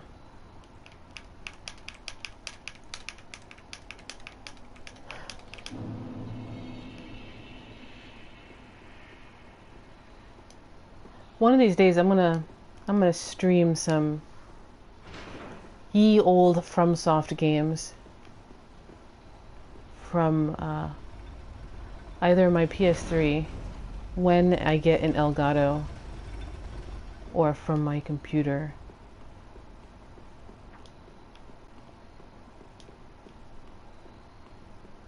At the very least, we could all play Armored Core For Honor or something, if I can find it. I want to find For Honor.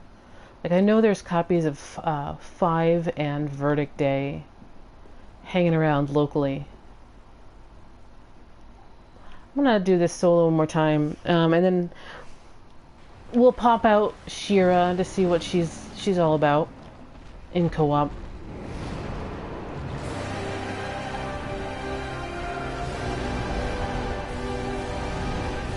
Yeah, and spears aren't very good in this game because, unlike in DS2, yeah, that was just bad.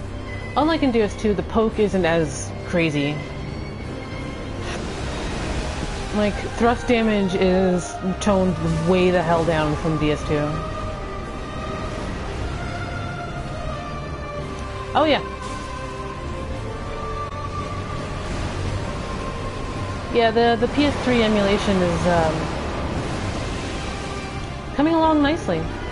I saw Lobos play some of the Demon's Souls emulation, and it looked pretty good outside of a couple of frame rate issues.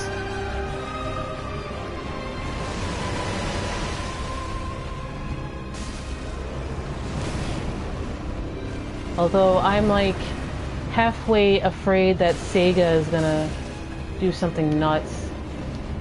Remember, Sega now owns Atlus, which released Demon's Souls in North America.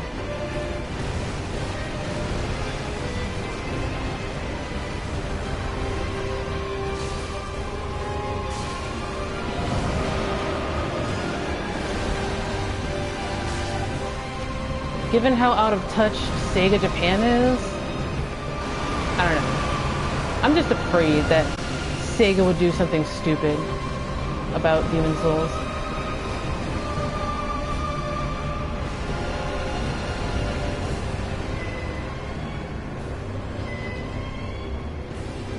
Especially with regards to the emulation.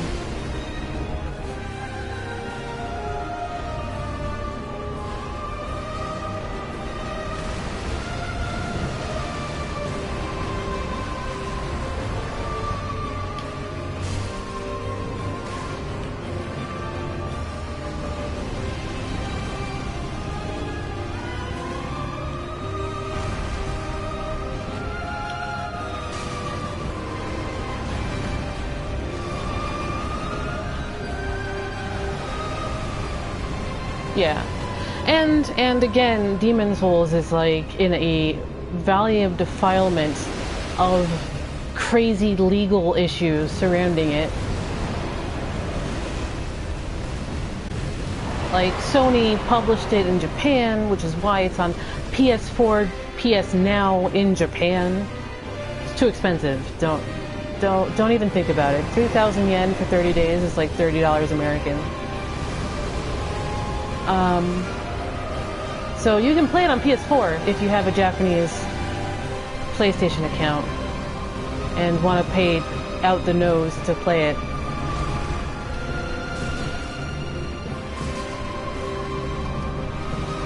But like, Bandai Namco released it in Europe, Atlus Sega released it in America, and they didn't just release it, you guys. They pay for the servers in those regions, which is why you can't play with people in different regions, because 3 different publishers pay for that crap.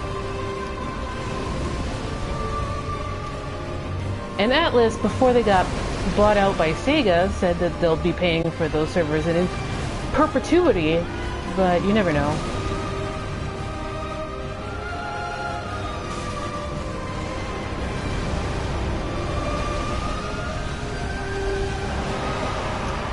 And then remember what Sega did about Persona 5. They get wind of like a near perfect emulation of Demon's Souls, and they'll like flip a gasket or something. Or I'm expecting them to.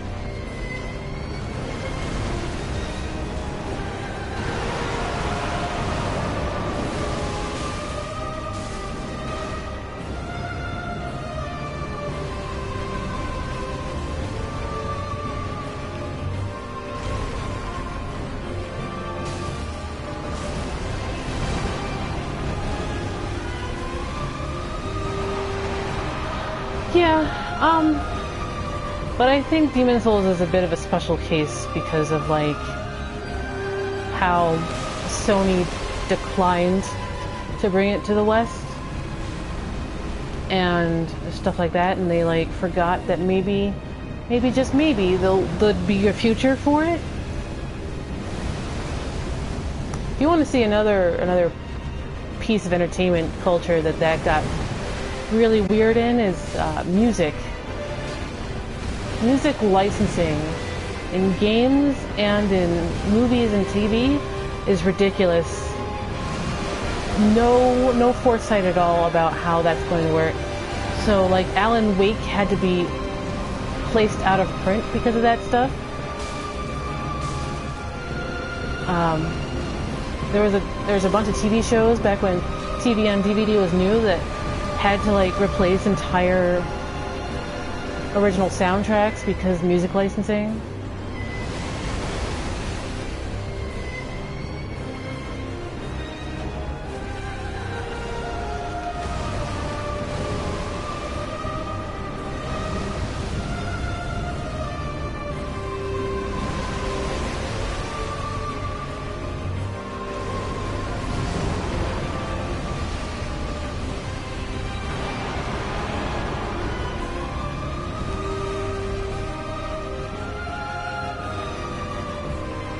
So yeah, I don't think anybody thought that Demon Souls would create a juggernaut that it did.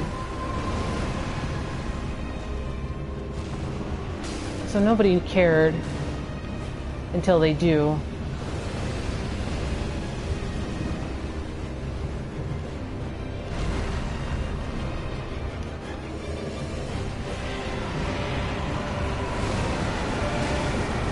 I was way too close to that.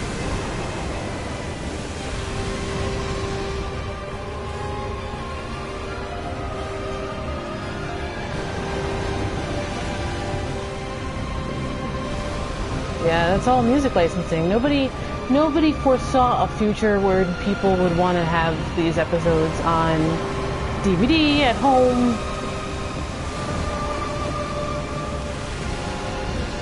Stuff like that. So yeah, nobody foresaw a future where Demon Souls would be anything more than a random curiosity, considering considering, like, FromSoft's other games that never really hit it big, even though they've been making, like, dark fantasy for 25-30 years now.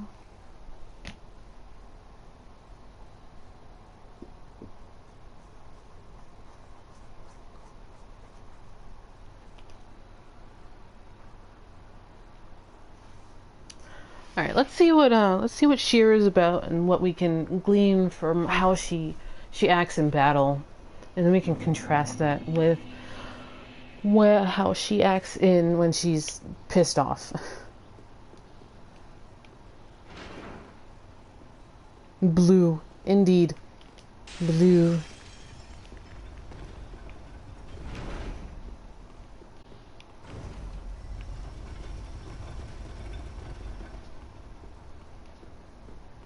Aren't we all? Although, did you see Monster Hunter World? My gosh. You guys. Monster Hunter World looks great. Great. And I was peering through GAF, and apparently Yakuza 2 is getting a remake as Kiwami 2. And I'm, like, stoked for that too. Oh, right. Ember. When I solo Madeir, I save the Ember for phase 2. Which is why I haven't been umbering, because I would much rather get through phase 1 unembered and then pop the Ember when he goes into phase 2.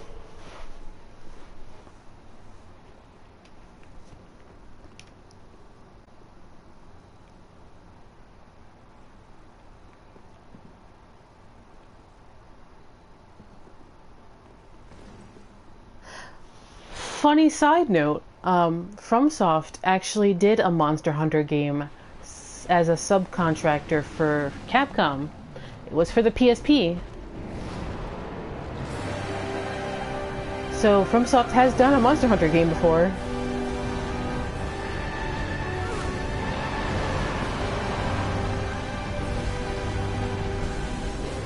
She got smacked by the tail.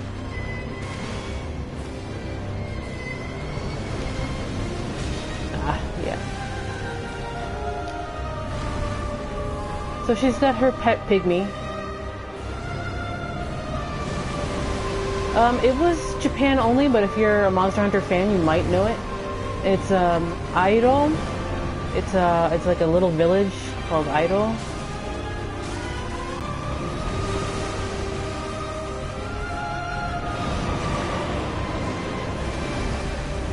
There's the command grab. It's pretty gnarly, actually.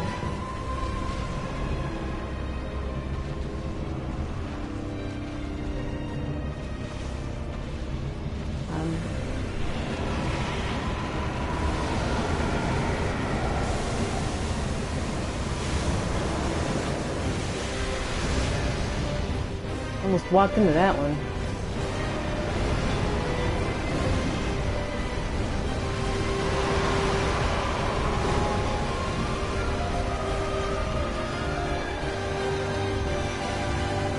Yeah, it's not my thing either. I have a purse, but space from the purse is limited, and so if I'm going to carry around an electronic, it's going to be a phone. Sorry. It's gonna be a phone.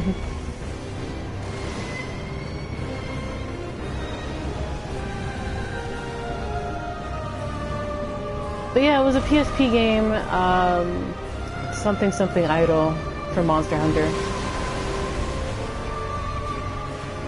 I was not paying attention there.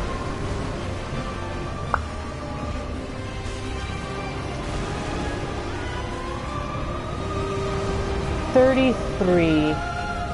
I am a year younger than E and B, which is funny.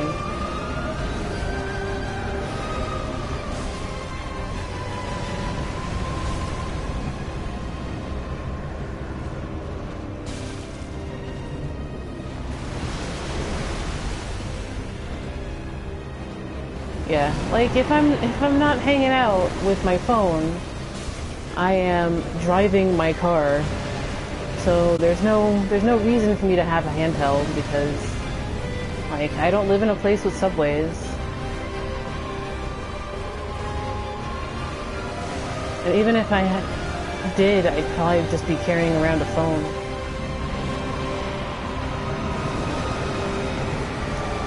Although there are Armored Core games for mobile, but I think those are way old. I wonder if those are emulated.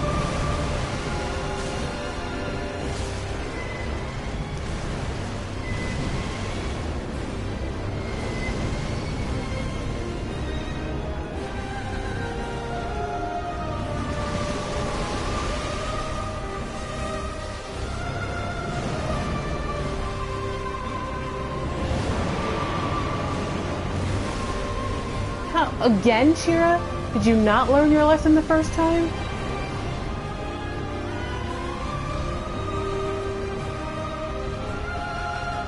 She should be out of Estus.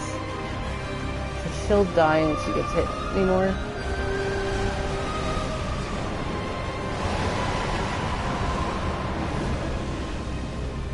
Well, rip.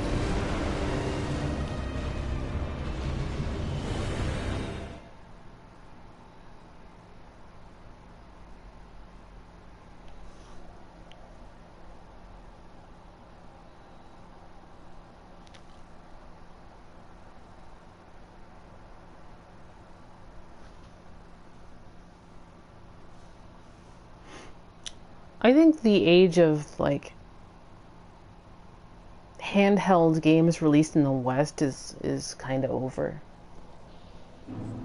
Like, there are still some good handheld games being made in Japan, but, like, even in Japan, they're switching over to to handheld mobile games on your phone instead of like on a dedicated device.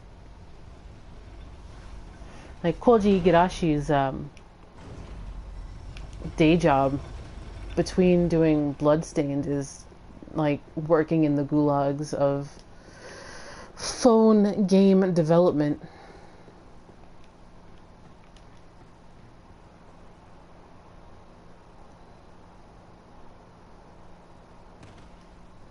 Yeah, like if I'm driving, then I'm not going to be doing that. I'm not going to be using a handheld. If I'm outside, I'm going to be outside, probably walking my dog. Like there's no room for like a handheld anymore.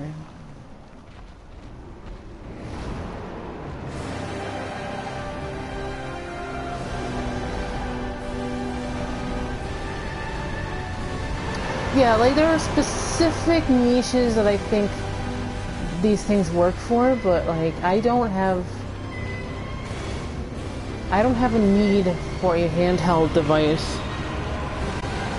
I drive everywhere. If I'm home, I'm going to be on my television.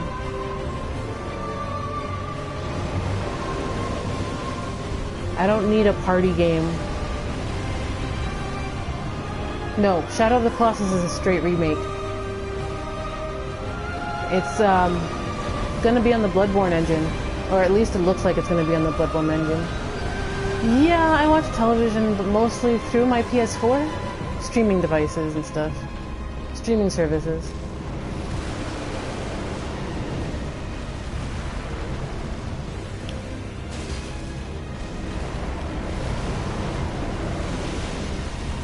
I did finish Defenders the other day. I have opinions about it, but I'll save that.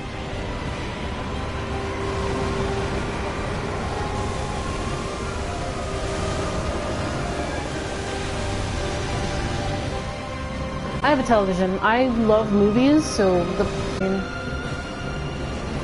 that I got in 2011. Colors look amazing, by the way.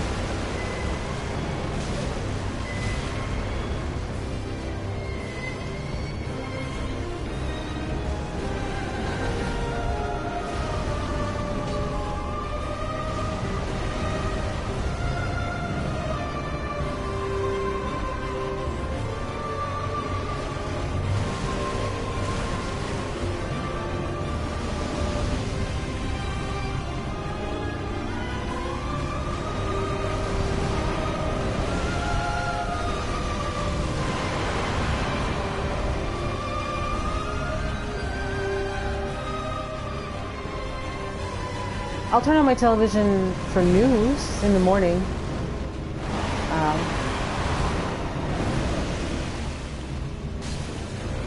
You know, news and traffic, really.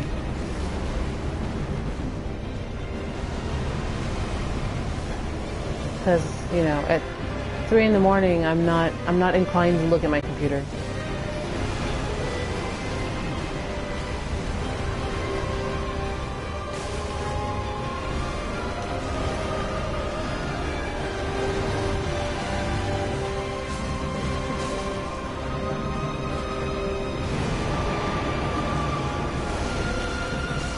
No, I'm not Shira, you fool. Yeah, it's only sometimes. My schedule at work is it's super flexible. So like my assignments could be super early like that, or they could be normal times, or they could be really late.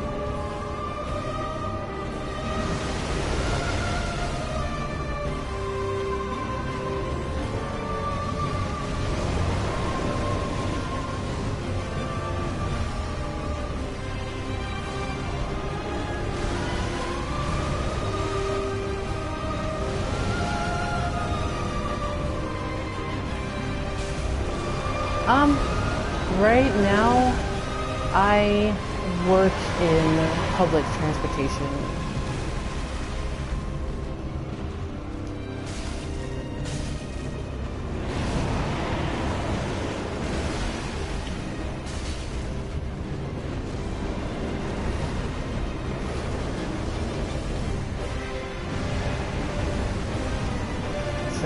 Around here, routes start very early in the morning and they end very late at night. So.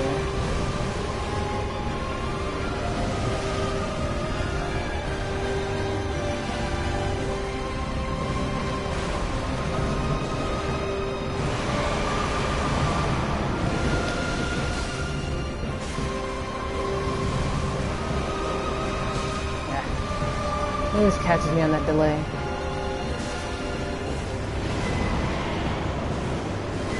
I'm not Shira, jerk.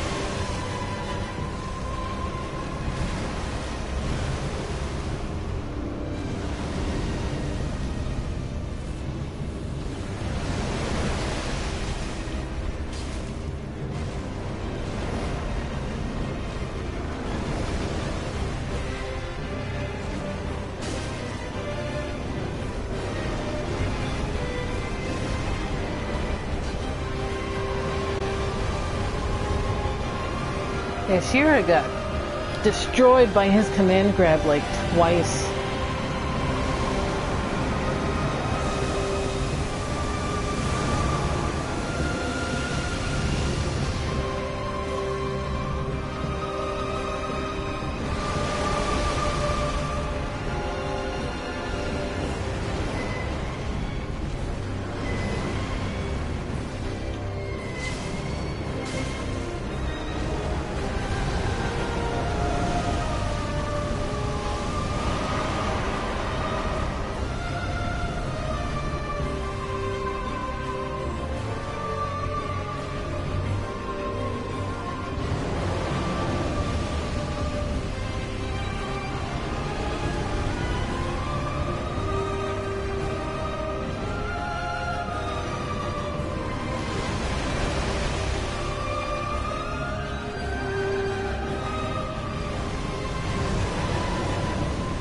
Yeah, and they really just mess with his AI.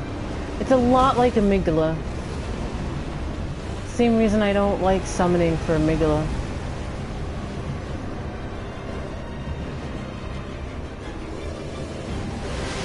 Yeah. I must be tired. I just completely just watched it come.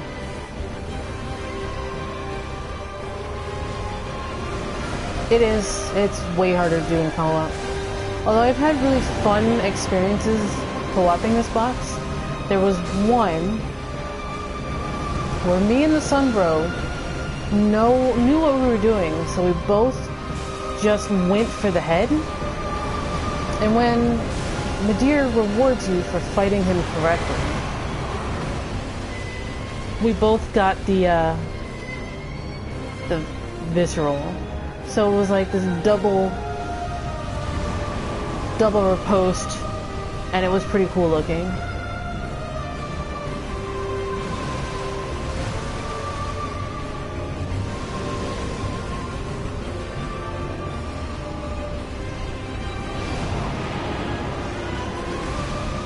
Do you see the name tag Shira on me? No.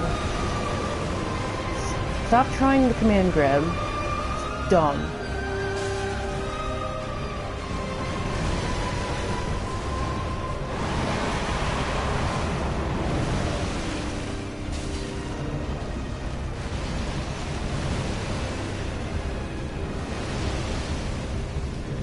Yeah, Delaware posts are always fun.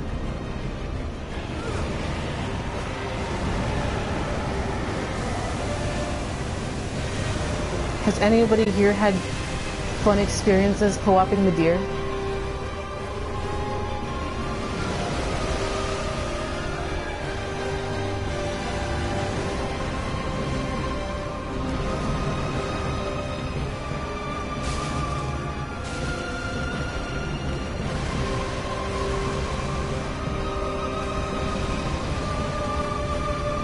Oh, you did? PC or PS4?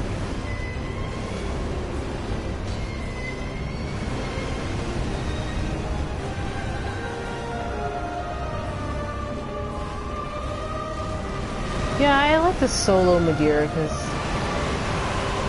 I mean, I like to help with Madeira, is what I mean to say.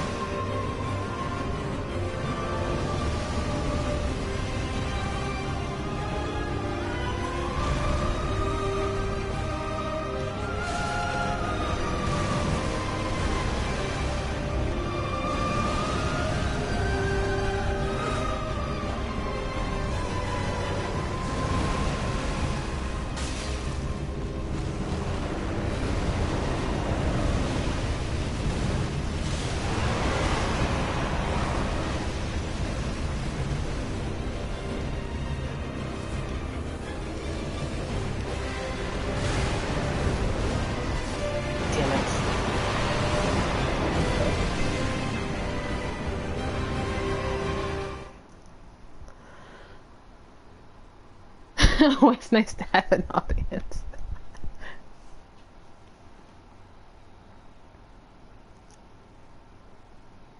Yeah, I feel like it's gotten better because people have kind of figured out how to fight them.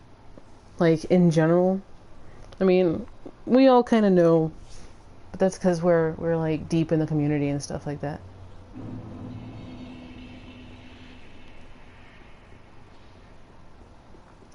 But I think on the whole, people kind of realize how to fight them now.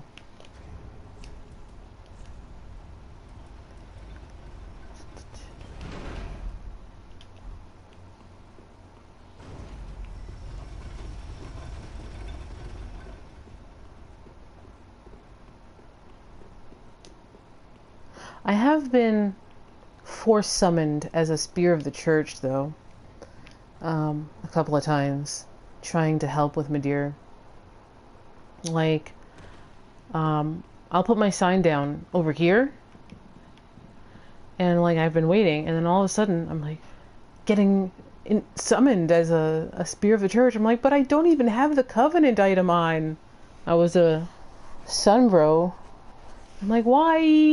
FromSoft, please. I just want to fight Madeira.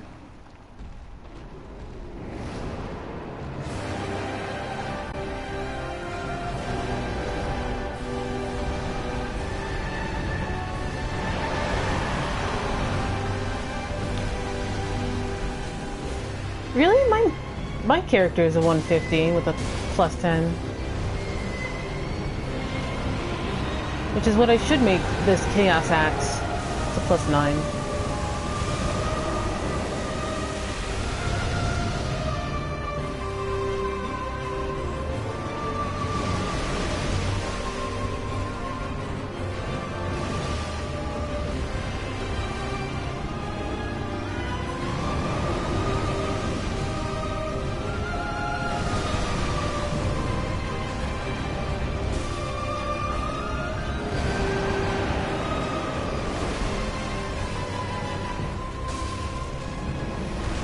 I think a lot of people have kind of moved on a little bit.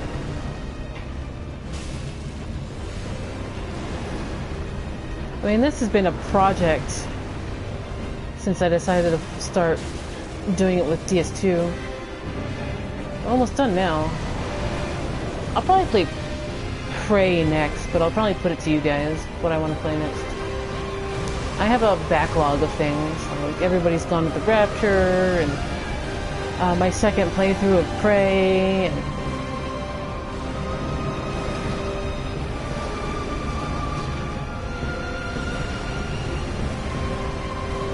I need to pick up Nier Automata.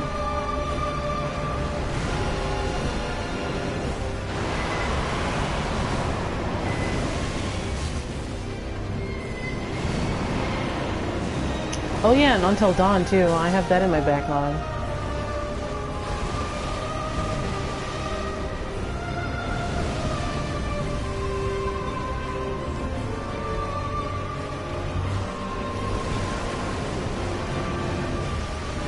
I helped a friend play it. Until Dawn, I mean. Oh, that was terrible.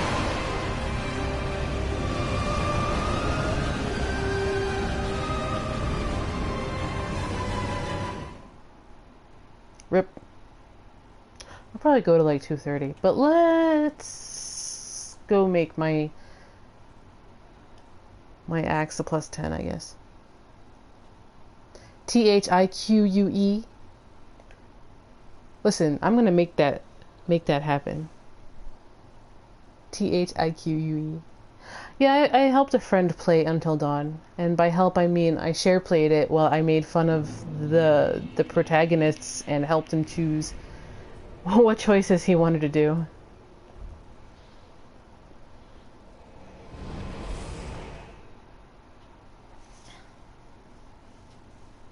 Until Dawn is schlock, but it's fun schlock.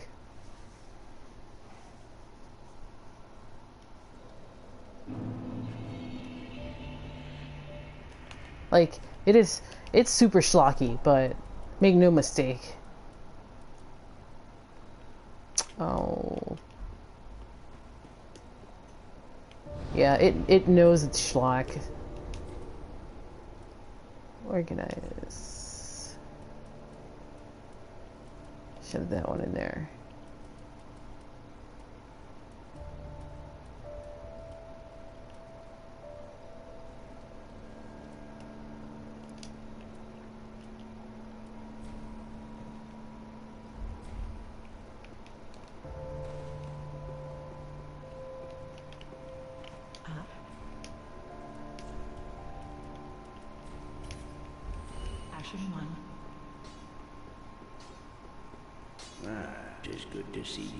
Oh, I love Peter Stormare. I love Peter Stormare, man. That's when I like perked up at Until Dawn, to be honest.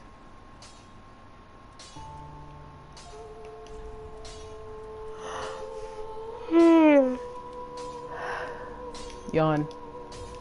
Sorry if I made you guys yawn too.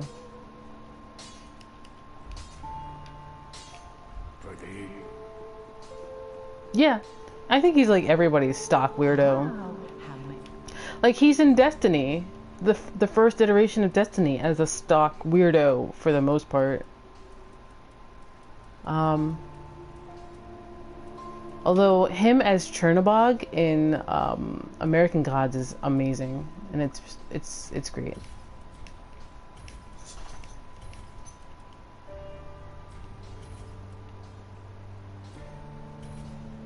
I am tired. I like fighting though. I want to fight more.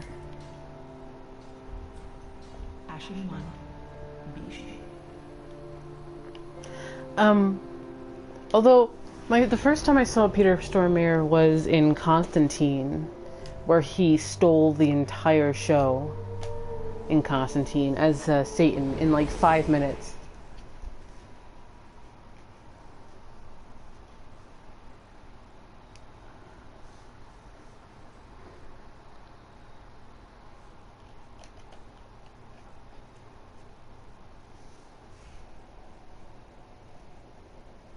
Yeah, I'm gonna go until like 2:30. American Gods or something else? Hey, God.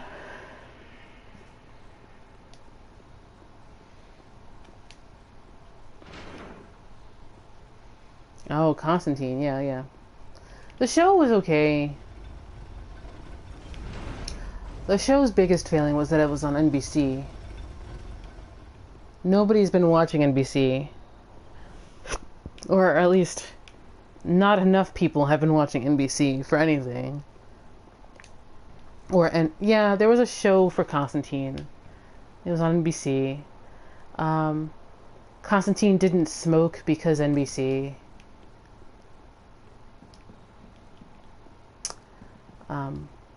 Hannibal was amazing on it, and I couldn't believe it was on NBC, but yeah. There was, yeah.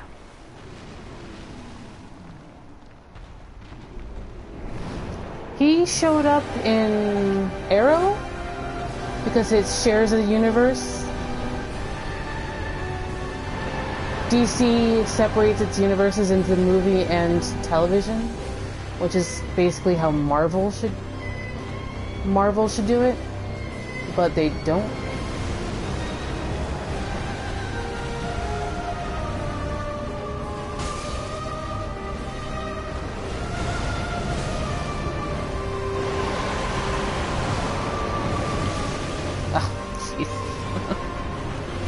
I am very tired. Alright, one more time. I'll tell you when I had enough. No, I've heard some really bad things about it. The new one that just came out on Netflix? I heard some really bad things about it.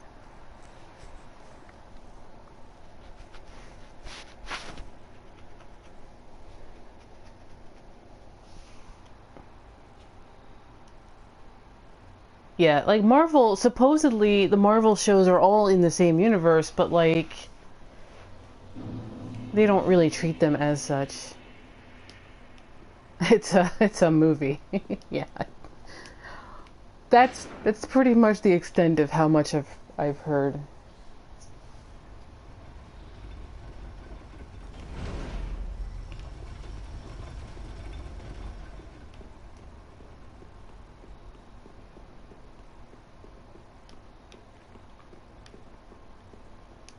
But yeah, like, I read something a little while ago about how Marvel TV and Marvel movies are basically kind of at war with one another. Like this silent, unspoken war.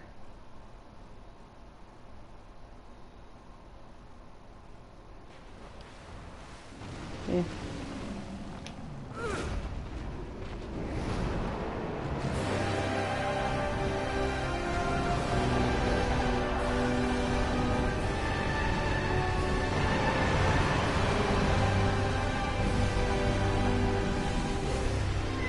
Yeah.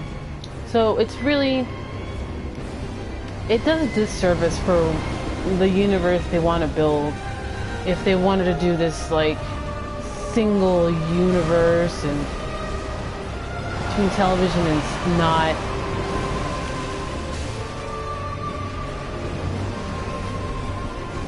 Essentially they're DC's version of movie and television without admitting that they are.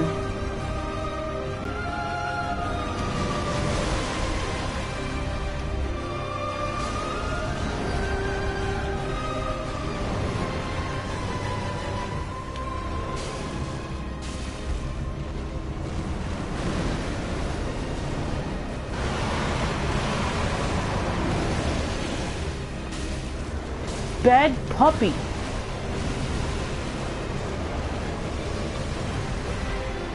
You know my dog does that when he wants pets.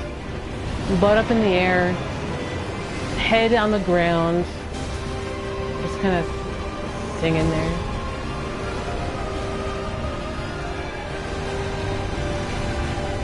Yeah, I don't doubt they have a 30-year plan, but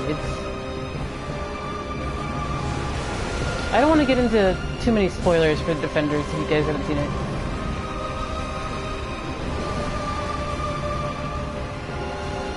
And like the Netflix television stuff has been their most successful television thing to date. Like even Agents of S.H.I.E.L.D. Ostensibly Agents of S.H.I.E.L.D. should be guest starring Avengers guys every other day, but no.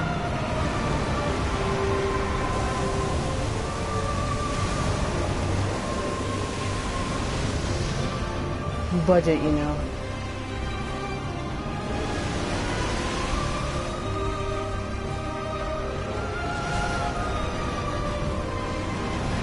Yeah.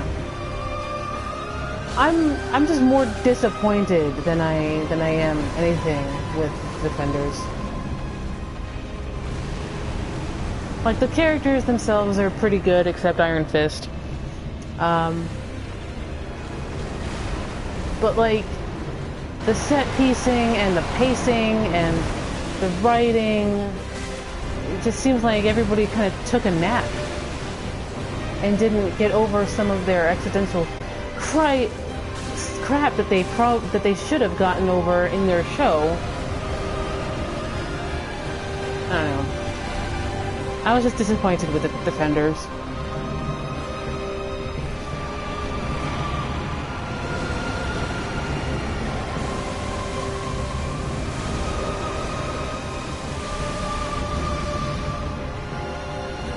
Yeah, and I'm like, oh, didn't you guys get over that? Like, half of this stuff in the Defenders to set up their angst, I thought they got over in their shows.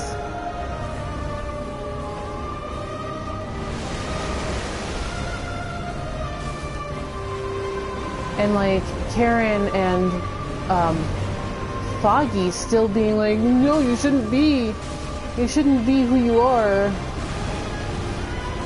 You shouldn't be this vigilante guy. It just kind of rubbed me the wrong way.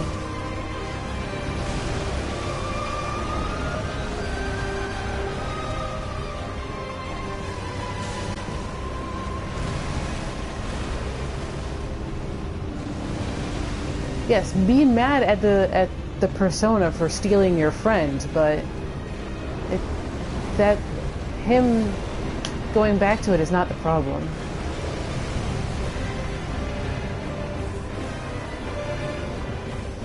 And I think they wasted Sigourney Weaver too, because they just wrote her like this female Wilson Fisk. Instead of being obsessed with art, she was obsessed with music.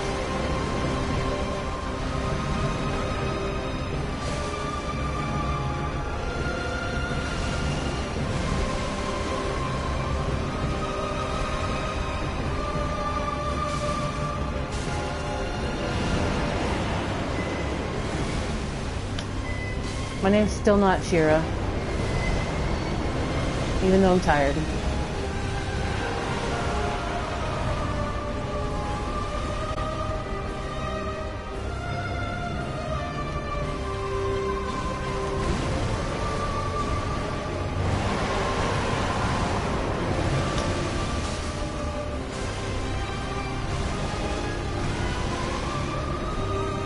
And the ending really, I don't know. It felt very rushed too. The 8 episodes didn't help.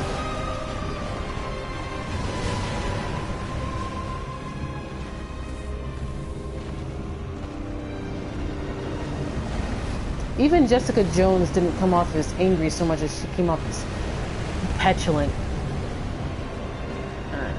Defenders was disappointing. That's the TLDR of that.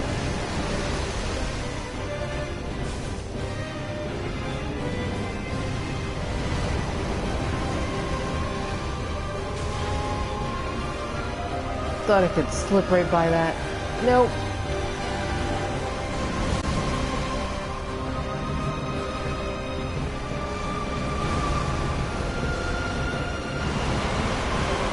It's kind of similar to Game of Thrones too, and how it's running out of episodes really quickly. Alright, that's it.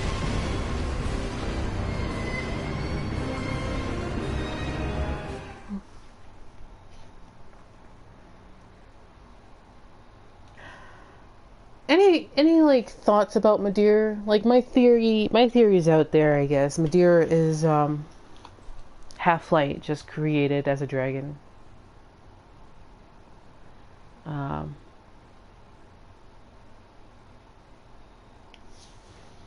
Fortunately, we'll have to get the items next stream when and if I actually kill him. But side note, Zuli's stuff looks very similar to Halflight's stuff. They also wear the same purple. I wonder if Ulasil got turned into a heretical place. Also, purple is the color of humanity.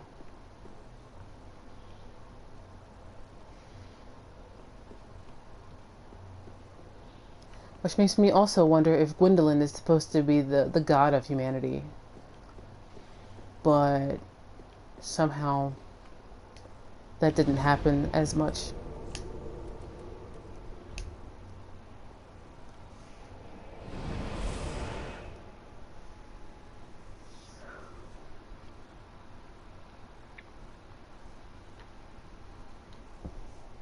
There's some other things I do want to talk about a little bit too, and that is, I noticed that when you offer Rosaria a tongue, there's a particle effect you don't really get from any of the other Covenant turn-ins too.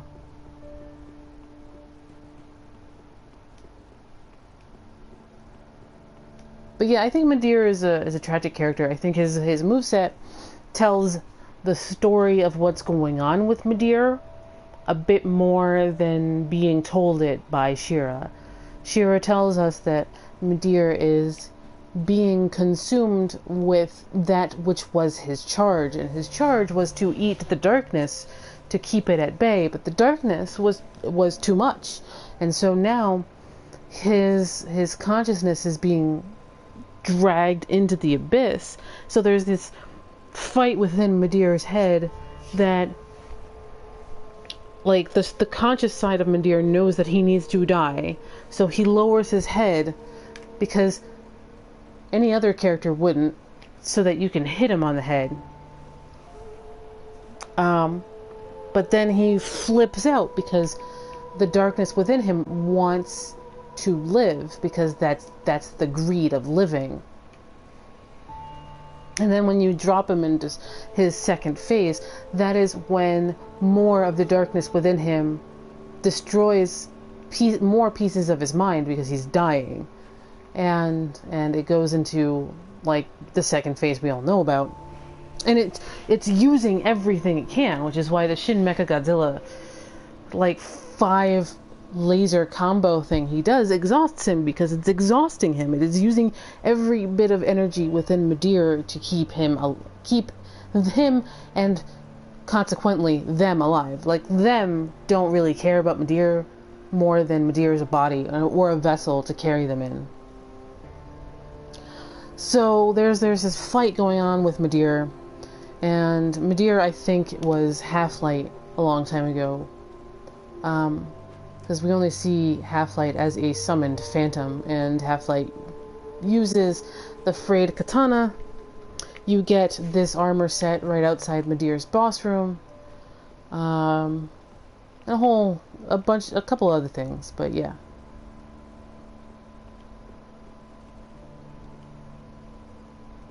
And you know, the Irish theory of Midir too. His? Yeah. Halflight? Halflight's a dude. He looks like Orbeck, actually. I haven't seen the T-pose of Halflight, but Halflight and Orbeck strike me as very similar looking. It must be the hair.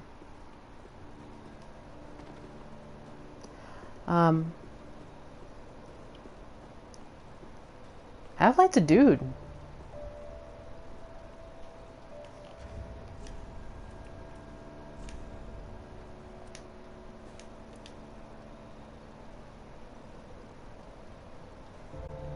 Yeah, it was he who became the last recorded spear of the church.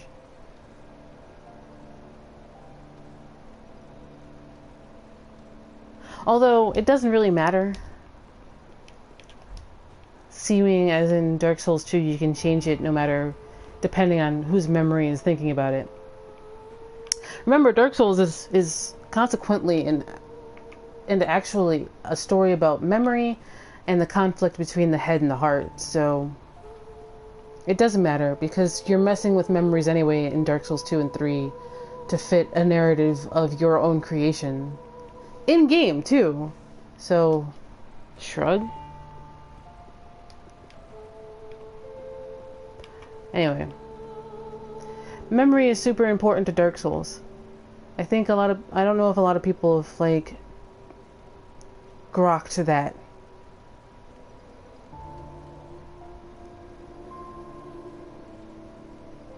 Memory and Zuli's awesome nails.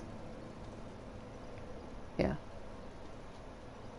Come to the realization. It's an old, like, D&D term, I think. Because in Dark Souls 2 and 3, and you can probably make the case in 1 too, that instead of actually going back in time, you're actually going into the collective memory and adjusting what happens in there, and by so doing, you make it reality. But in 2 and 3, that's pretty explicit. You're going into collective memory and adjusting what happened in the collective memory to change and rewrite history, literally. Yeah. Memory.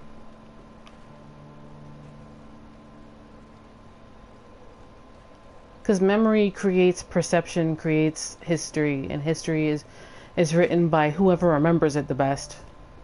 Sort of. Anyway, yeah. We'll get Madeira. It's really only a matter of time. I have to think about it, because to see what I can actually run weapon wise.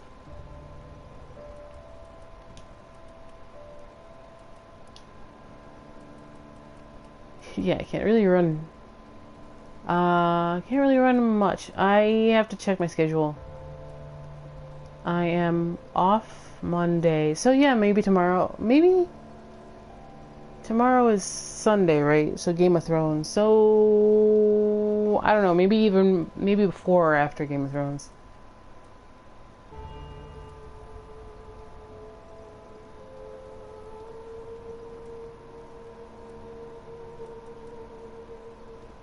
I still can't. No. Why is there no X there? Why is there no X there either?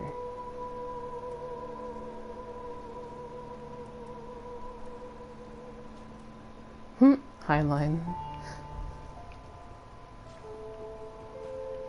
I'm gonna claim tiredness. Alright guys, thank you very much for joining me, and I will see you next stream. Good night.